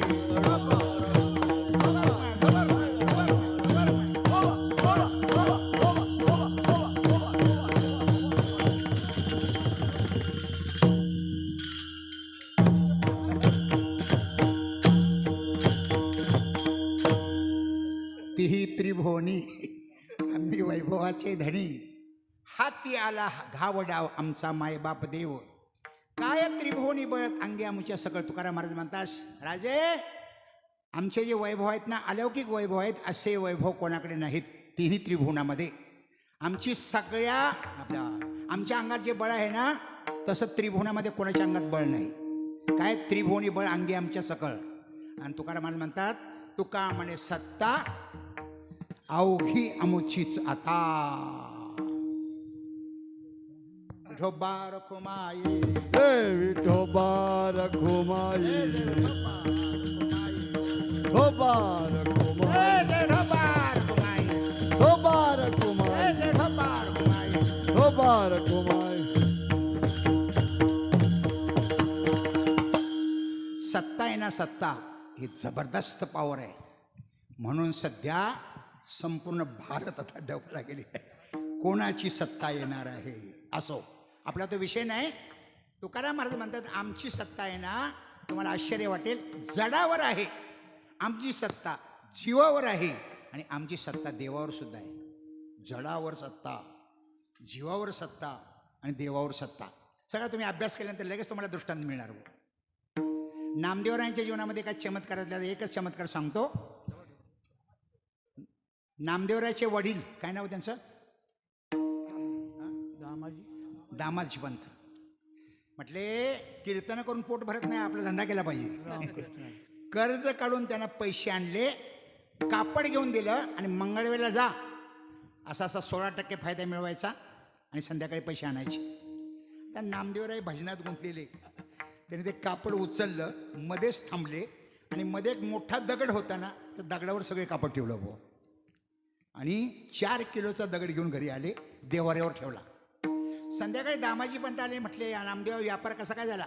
म्हटले एकाच व्यापाऱ्याने सगळे पैसे घेतले. होलसेलनी धंदा झाला. होलसेल म्हणजे पैसे म्हणजे पैसे आठवड्याने मिळणार आहेत. अरे म्हणजे साक्षीदार हे म्हणलं देवाऱ्या आणून ठेवलाय 4 किलोचा दगड. तुम्हाला आश्चर्य वाटेल 7 दिवस बेचैन होते. कर्ज काढलं होतं वो दामाजी पंत बेचैन होते. आणि 8व्या दिवशी सकाळी ना एवढे वैतागले तो दगड घेतला 4 किलोचा देवार ठेवला असा गल्लीत फेकला आणि गल्लीत फेकल्याबरोबर 4 किलोचा दगड सोन्याचा दगड झाला. सोन्याचा झाला सोन्याचा. माणसं जमली लगेच दामाजी पंतांनी तो उचलला. म्हटले आपला सगळा धंदा व्यवस्थित झालेला आहे. सोन्याचा दगड घेतला पण ही बातमी हळूहळू हळूहळू मंगळवेढ्याला गेली आणि ज्याच्या शेतामधला तो दगड होता ना 4 किलोचा ज्याच्या शेतामध्ये दगडावर कापडं ठेवली होती ना तो शेतकरी आला आणि दामाजी पंतांना भेटला. म्हटले दामाजी पंत तो दगड आहे ना माझ्या शेतातला आहे मला पाहिजे. देत नव्हते दामाजी पंत. म्हटले उधारी. म्हटले किती उधारी आहे. 60 रुपये. हे काय 60 रुपये. 60 रुपये ठेवले त्यांनी उधारी कपड्याची स्वस्ताईतली. दगड द्या. दामाजी पण देत नव्हते. नामदेवराय बोले बाबा दगड देऊन टाका. पैसे दिले ना त्याने, उधारी भागवली ना, मग दगडाचा मोह कशाला जाता. देत नव्हते दामाजी पण. 4 किलोचा दगड सोन्याचा कोण देणार भाऊ. पण शेवटी नामदेवाने सांगितलं दगड बाबा द्यावा लागेल तुम्हाला. पैसे दिले त्याने. दगड त्याने घेतला आणि तो खुशीने शेतामध्ये गेला. सोन्याचा दगड परत होता तसा दगडच झाला. हे हा नामदेवरायचा चमत्कार. म्हणजे जडावर सुद्धा यांची सत्ता आहे. जडावर मी असं ऐकलं की तुकाराम महाराजांची दिंडी निघाली. मोठी कथा आहे, मी कथा सांगत नाही आता, फक्त मला प्रमाण सांगायचं आहे. तुकारामांची दिंडी निघाली गाडवावरून उलट बसून. तुकारामांना काळं फासलं ऐकायला मिळालं आणि वरात मुद्दाम त्यांच्या दारावर नेली. आणि जिजामाता होत्या. जिजामाता बाहेर आल्या आणि म्हटले महाराज हे काय चाललंय. तो कोबाराने त्यावेळेस सुद्धा विनोद केला. म्हटले आपली लग्नामध्ये वरात निघाली नाही ना, वरात काढली लोकांनी. माऊलीच्या डोळ्यामध्ये पाणी आलं. म्हटले महाराज वरात गाढवावर नसते, घोड्यावर असते, घोड्यावर. मग याला घोडा करू का. लगेच तुकारामांनी गाढवाचा घोडा केला बुवा. गाढवाचे घोडे गाढवाचे घोडे, गाढवाचे घोडे. आम्ही करू दृष्टी पुढे, आम्ही करू दृष्टी पुढे.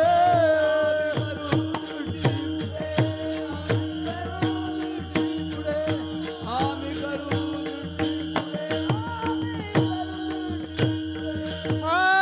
गाढवाचे घोडे आम्ही करू दृष्टी पुढे, आम्ही करू दृष्टी पुढे.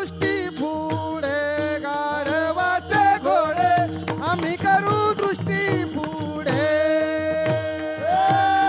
गाढवाचे घोडे आम्ही करू दृष्टी पुढे, आम्ही करू दृष्टी पुढे. गाढवाचे घोडे आम्ही करू दृष्टी पुढे.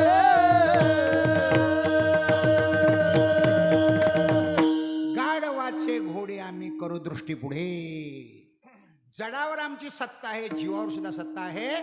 ज्ञानोबरांनी भिंत चालवली, जडावर सत्ता. ज्ञानोबरांनी मुलीचा मुलगा केला, जीवावर सत्ता. शेवटचं लक्ष ठेवा, देवावर सुद्धा आमची सत्ता आहे, देवावर सुद्धा.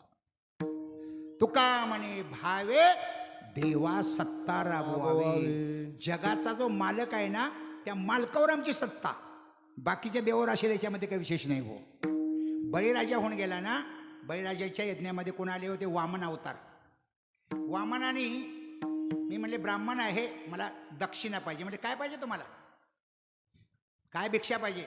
म्हटले 3 पावलं भूमी पाहिजे, फक्त 3 पावलं. अरे मोठी मागून या नाही म्हणले, बस एवढंच. पाणी सोडायला गेले पण शुक्राचार्यांनी मध्ये अडवलं, तिचा डोळाच फोडला शुक्राचार्याचा. आड आला म्हणून फोडी आला डोळा, बळीने आंधळा शुक्र केला तुकाराम महाराज म्हणतात.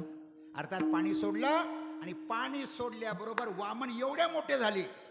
एका पायामध्ये पृथ्वी, दुसऱ्या पायामध्ये आकाश. आणि विचारलं 3रं पाऊल कुठे ठेवू. ठेव माझ्या डोक्यावर, मी अजून शिल्लक आहे.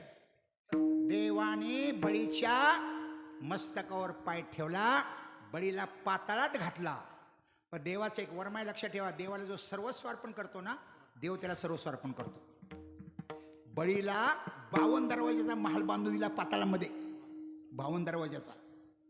आणि बळी कोण झाला, सेवक. राखेदार वंटा बळीचा, सारथी झाला अर्जुनाचा, दास सेवकाचा होय साचा अंकित. बळीने सांगितले देवा उठल्याबरोबर सकाळी सकाळी तुझे दर्शन मला पाहिजे. बळी कुठल्या दरवाजातून येणार म्हणून हा 52 रुपये घेऊन तर कापायचा विष्णू, महाविष्णू. आणि सगळी फजिती नारदाने बघितली. वैकुंठामध्ये लक्ष्मीला सांगितलं, आईसाहेब कल्पना आहे का, आपले मिस्टर सध्या वॉचमनची नोकरी करतायत. माझे मिस्टर वॉचमन, त्यांना काय कमी पडलं. खाली बघा, लक्ष्मी ब्राह्मणीन झाली, पांढरं पातळ नेसलीन खाली आली. बघितलं तर आपला नवरा झंडा घेऊन उभा आहे, काठी घेऊन. डोळे वाटरून पाहिलं विष्णूनी, कशी काय आलीस तू वैकुंठावरून. लक्ष्मी घाबरली हो, आतमध्ये गेली. बळीराजाला नमस्कार केला, म्हणले महाराज मी अनाथ बाई आहे, मला बहीण माना आणि काहीतरी काम द्या. मला काम पाहिजे तुमच्याकडं. बळीराजा बोला मी राजा आहे, महाल झाडायला घ्या. महाल झाडायला म्हणजे झाडू आली, लक्ष्मी झाडू आली झाली आणि खुश झाली. मुली बरं झालं मी झाडू आली, नवरा वॉचमन रोज गप्पा मारता येते. 6 महिने झाडू मारलं लक्ष्मीनं, 6 महिने. आणि 6 महिन्यांनी रक्षाबंधनाचा दिवस आला. लगेच तिनं राखी बांधली, मांडलेली बहीण. बळीराजा बोला तू माझी बहीण आहेस, बोल तुला काय पाहिजे.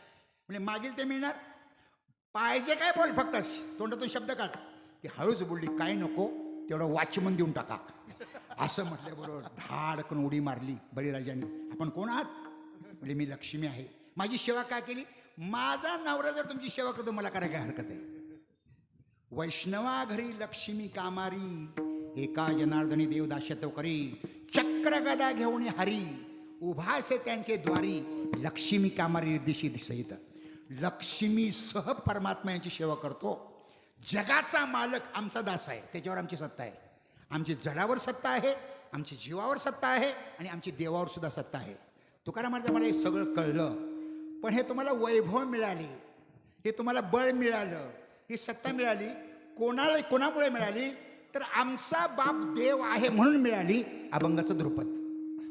हाती आला घाव, हाती आला गाव, हाती आला धाव डाव, हाती आला गाव डाव. मुता माय बाप देव, आमचा माय बाप देव, मुता माय बाप देव, मुता माय बाप देव, आमचा माय बाप देव, आमचा माय बाप देव. हाती आला धाव डाव, आमचा माय बाप देव, आमचा माय बाप देव, आमचा माय बाप देव. हाती आला धाव डाव, आमचा माय बाप देव, आमचा माय बाप देव, आमचा माय बाप देव.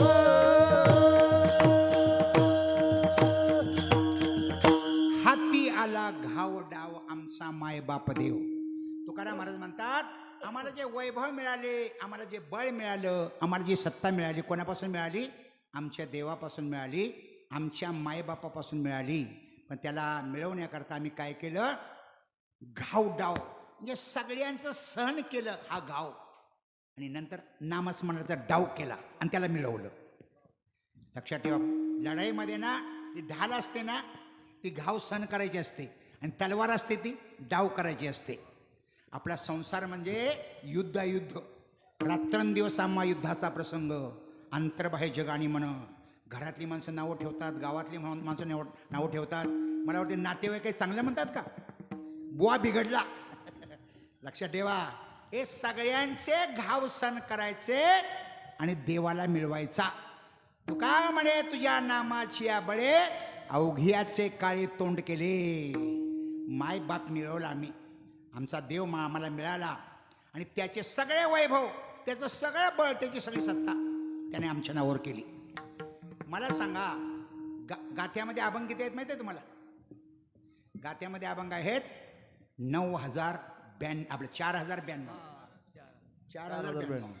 पण कुठल्याच अभंगामध्ये तुकाराम महाराजांनी आपल्या आईवडिलाचं नाव लिहिलेच नाही. लक्षात ठेवा, अभ्यास करा. मला असं म्हणायचं होतं, वास्तविक आईवडिलांचं नाव लिहिलं पाहिजे होतं. कनकाई माझी माताने बोललो बा माझा पिता, काय बिघडलं असतं? तुकारामांच्या आईचं नाव कनकाई आणि वडिलाचं नाव. पण कुठल्याच अभंगामध्ये आईवडिलाचं नाव नाही. मग आईवडील कोणाचं नाव आहे? सगळं पांडुरंगाचं नाव आहे बुवा. विठ्ठल बाप माय चुलता, विठ्ठल बंधू भगिनी आणि भ्राता, विठ्ठल विण चाड नाही गोता, तुका म्हणे आता नाही दुसरे. माय बाप बंधुजन तूची सोयरा सज्जन, त्वमेव माताच पिता त्वमेव, त्वमेव बंधुश्च सखा त्वमेव, त्वमेव विद्याद्रविणं त्वमेव, त्वमेव सर्वं देव देव. परमार्थामध्ये 5 भाव आहे. शांत भाव, नंबर 2 दास्य भाव, नंबर 3 सख्य भाव, नंबर 4 वात्सल्य भाव, नंबर 5 माधुर्य भाव किंवा कांत भाव. देव आपला राजा, आपण त्याची प्रजा, शांत भाव. देव आपला मालक, आपण त्याचे नोकर दास्य भाव. देव आपला मित्र, आपण त्याचे मित्र सख्खे भाव. देव आपला आईवडील, आपण त्याची लेकरं वात्सल्य भाव. देव आपला पती, आपण त्याची पत्नी माधुर्य भाव किंवा कांत भाव. हे परमार्थामध्ये एकापेक्षा वर चढ आहेत. शांत भावाला परमार्थामध्ये किंमत नाही. बाकीचे 2 भाव आहेत ना, हे भाव सुद्धा गौण आहेत, गौण, मुख्य नाहीत. का? मला वाटतं दास जर मालक वारला तर दासाच्या नावावर संपत्ती होत नाही, आणि मित्र वारला तर मित्राच्या नावावर संपत्ती होत नाही. पण वडील वारले तर संपत्ती कोणाच्या नावावर होते? मुलाच्याच नावावर होते बुवा. मुलगा किती नालायक असला तरी. आणि समजा लग्न झाल्यानंतर बायको जर असेल ना, माय वडील बाजूला राहिले, मग बायकोच्या नावावरच संपत्ती. का? ती माधुर्य भावाची आहे, कांत भावाची आहे म्हणून. त्या इथं तुकाराम महाराजांनी वात्सल्य भाव प्रकट केलेला आहे. तुकाराम महाराज म्हणतात, आमचा मायबाप आहे ना हा पांडुरंग आहे, ज्याची लक्ष्मी दासी आहे असा आमचा मायबाप आहे. तो आपली संपत्ती कोणाच्या नावावर करणार? चुलतेच्या? नाही नाही नाही नाही नाही. महाराष्ट्रामध्ये 3 पुतणे चुलत्यापासून वेगळे झाले. कोण? ते आता उद्या सकाळी बघा.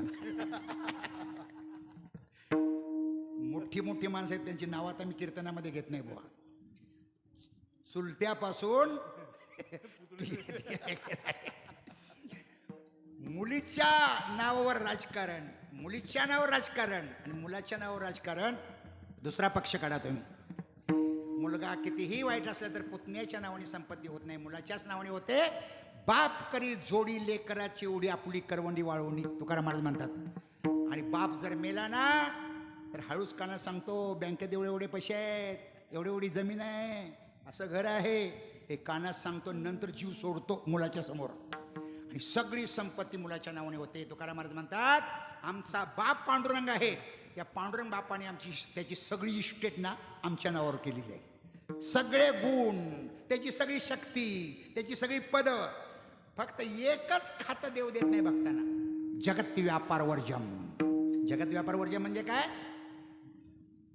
विश्वाची उत्पत्ती, विश्वाचं पालन, विश्वाचा संवार, प्रत्येकाच्या कर्माची नोंद आणि कर्माप्रमाणे भोगायला लावणे. 5 खाती देव आपल्याकडे ठेवतो. अवघड खाते आहेत, बाकी सगळ्यांना देऊन टाकतो, संतांना, दासांना देऊन टाकतो. शिवाजी महाराज, आमच्या बापाने ही इस्टेट आम्हाला दिलेली आहे. तुम्हाला आश्चर्य वाटेल, शिवाजी महाराजांनी परत एक नाटक केलं. म्हणले माणसामध्ये आणि स्वीकारले नसेल, एकांतामध्ये बघूया स्वीकारतात का. म्हणून शिवाजी महाराज सोन्याच्या मोहराची थैली घेऊन देऊला आले. ज्या दगडावर तुकाराम महाराज भजन करत होते, त्या दगडावर थैली ठेवली मोहराची सोन्याच्या. शिवाजी महाराज झाडावर बसले होते. तुकाराम महाराज सकाळी आले, बघता ज्या दगडावर भजन करतो त्या दगडावर काय ते म्हणली घाण आहे. दुसरीकडे जायला लागले, ते दगड बोलायला लागला, महाराज माझा कंटाळा आला की नाही. म्हणजे कंटाळा नाही, तुमच्या अंगावर घाण दिसते, अपवित्र दिसता. दगड बोलायला लागला, महाराज माझा अवेअर करू नका, आत्ताच आंघोळ करून येते. देव आपल्या दगड गडगडत गेला, डोहामध्ये आंघोळ केली, दगडाने येऊन बसला आणि मग तुकाराम महाराजांनी भजन करायला सुरुवात केली. हे सगळं दृश्य शिवाजी महाराजांनी बघितलं आणि मग पाय धरले आणि झोळीत राज्य टाकायला लागले. म्हणजे नाही नाही महाराज, तुमचं काम तुम्ही करायचं, माझं काम मी करणार. म्हणजे आमची पात्रता तुम्हाला सांगतो. शिवाजी महाराजांच्या मस्तकावर हात ठेवल्याबरोबर शिवाजी महाराजांना समोरचा डोंगर सोन्याचा दिसायला लागला. सोन्याचे पर्वत करवती पाषाण, अवघेडा नोरान कल्पतरू, पर्या दुर्लभ विठोबाचे पाय, ते उपाय नसरती. आम्हाला सामान्य समजू नका. परत इतिहास आहे का, मी शिवाजी महाराजांची निंदा करत नाही. परत तुम्हाला आश्चर्य वाटेल, तुकाराम महाराज गडावर कधी कीर्तन करायला गेले नाहीत. शिवाजी महाराज कीर्तनला येऊन बसायला लागले. आणि एका कीर्तनामध्ये मोंगलाने हल्ला केला. शिवाजी विठोबाने शिवाजी महाराजांचं रूप घेतलं. एवढे शिवाजी महाराज सुद्धा श्रेष्ठ आहेत, ज्यांचं रूप विठोबा घेतोय. आणि मग ते सगळे सैन्य तिकडे डोंगराकडे गेले आणि मग कीर्तन बरोबर झालं. शिवाजी महाराज कीर्तनला यायचे आणि आम्ही काय आहोत हे सांगण्याकरता तुकाराम महाराजांनी हे अभंग 9 लिहिले आहेत. त्याच्यापैकी हा अभंग आहे. शेवटी तुकाराम महाराज सांगते, महाराज आम्हाला तुम्हाला खुश करायचं आहे ना, आम्ही तेने सुखी म्हणा विठ्ठल विठ्ठल मुखी, हेर तुमचे वित्त धन ते म्हणजे मृत्तिके समान, कंठी मिरवा तुळशी, व्रत करा एकादशी, म्हणवा हरीचे दास, तुका म्हणे हे मजास. आम्हाला खुश करायचं आहे ना, माळ घाला, वारी करा, एकादशी करा. मला वाटतंय असे राजे आपल्याला लाभले आणि असे महाराजही लाभले. झालेली वेळी वाकडे सेवा जे सगळ्यांचे काका आहेत, गोरोबा काका, त्यांच्याशी सेवा समर्पित करतो. ज्यांच्याकडे प्रेमशक्ती आहे, ज्यांच्याकडे ज्ञानशक्ती आहे आणि ज्यांच्याकडं वैराग्य शक्तीसुद्धा आहे, असे गोरोबा काका. आपल्या महाराष्ट्रामध्ये वारकरी संप्रदायामध्ये दोनच काका आहेत, सोपान काका आणि गोरोबा काका. बहुतेक काका म्हणजे धोका देणारे काका आहेत, पण हे सगळे काका आमचे परमार्थाला. हे काका म्हणजे विदुर काका आहेत, विदुर काका. पांडवांना धृतराष्ट्र काका मिळाले पण धोका देणारे, आणि विदुर काका धोक्यातून वाचवणारे. गोरोबा काकांची क्षणी सेवा समर्पित करतो. माझा टोमणा कुणाला लागला असेल तर क्षमा करा, आणि काही बरोबर असेल माझ्या गुरूंची ज्ञानोबा तुकोबांची कृपा परिणुन्यते पुरते आदिकते सरते करुणी घ्यावे तुमते विनवीत असे म्हणा.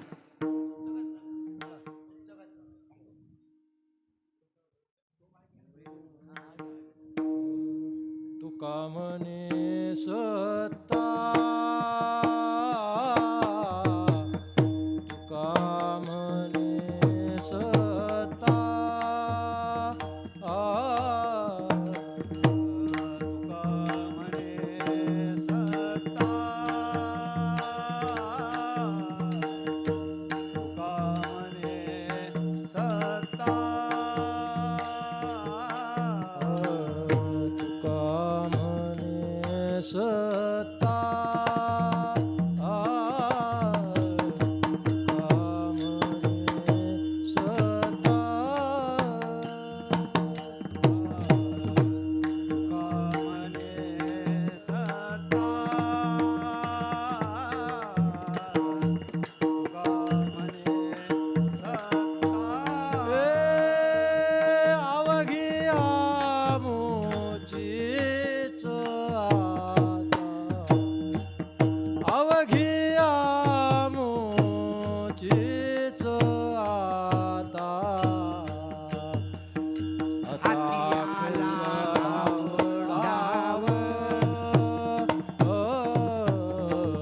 हाती आला घाव डाव, अवघी आमुचीच आता, अवघी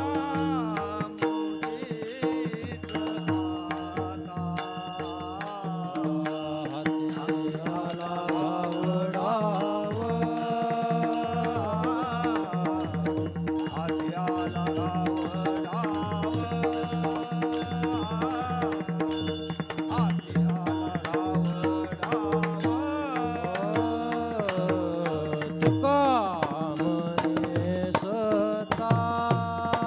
आता. हाती आला घाव डाव, हाती आला घाव अवघी आमुचीच आता, अवघी आमुचीच आता, अवघी आमुचीच आता. हाती आला घाव डाव, हाती आला घाव डाव, अवघी आमुचीच आता.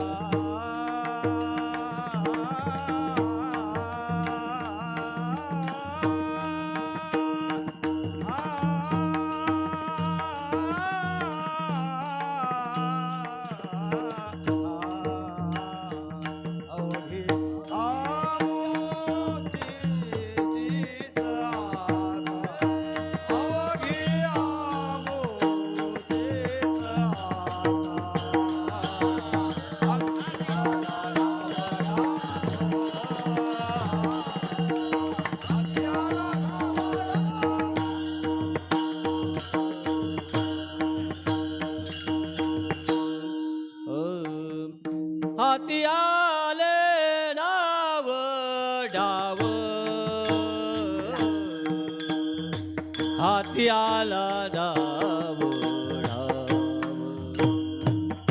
हाती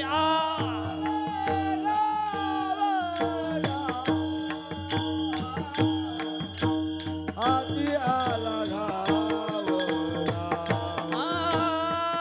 हाती आला डाव हाती आला डाव हाती आला घाव हाती आला घाव आमुचा माय बाप देव बाप आमुचा माय बाप देव बाप हाती आला डाव हाती आला डाव हाती आला डाव हाती आला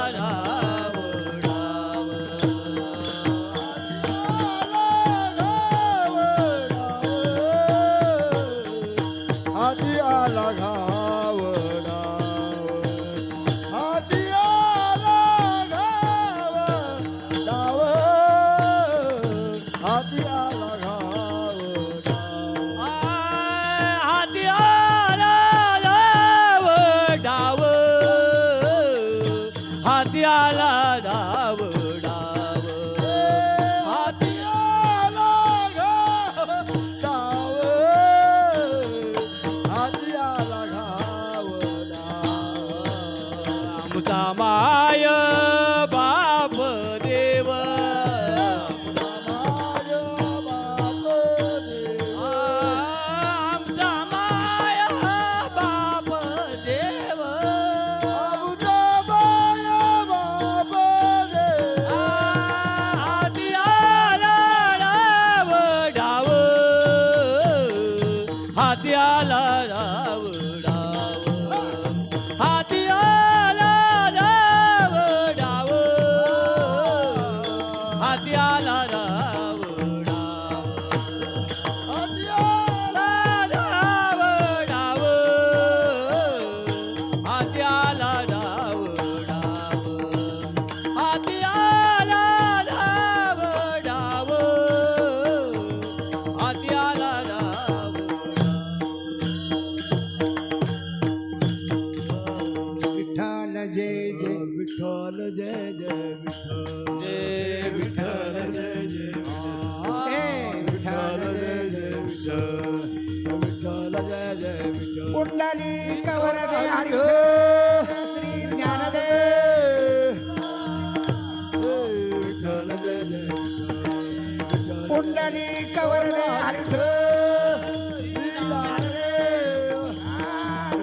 जय विठ्ठल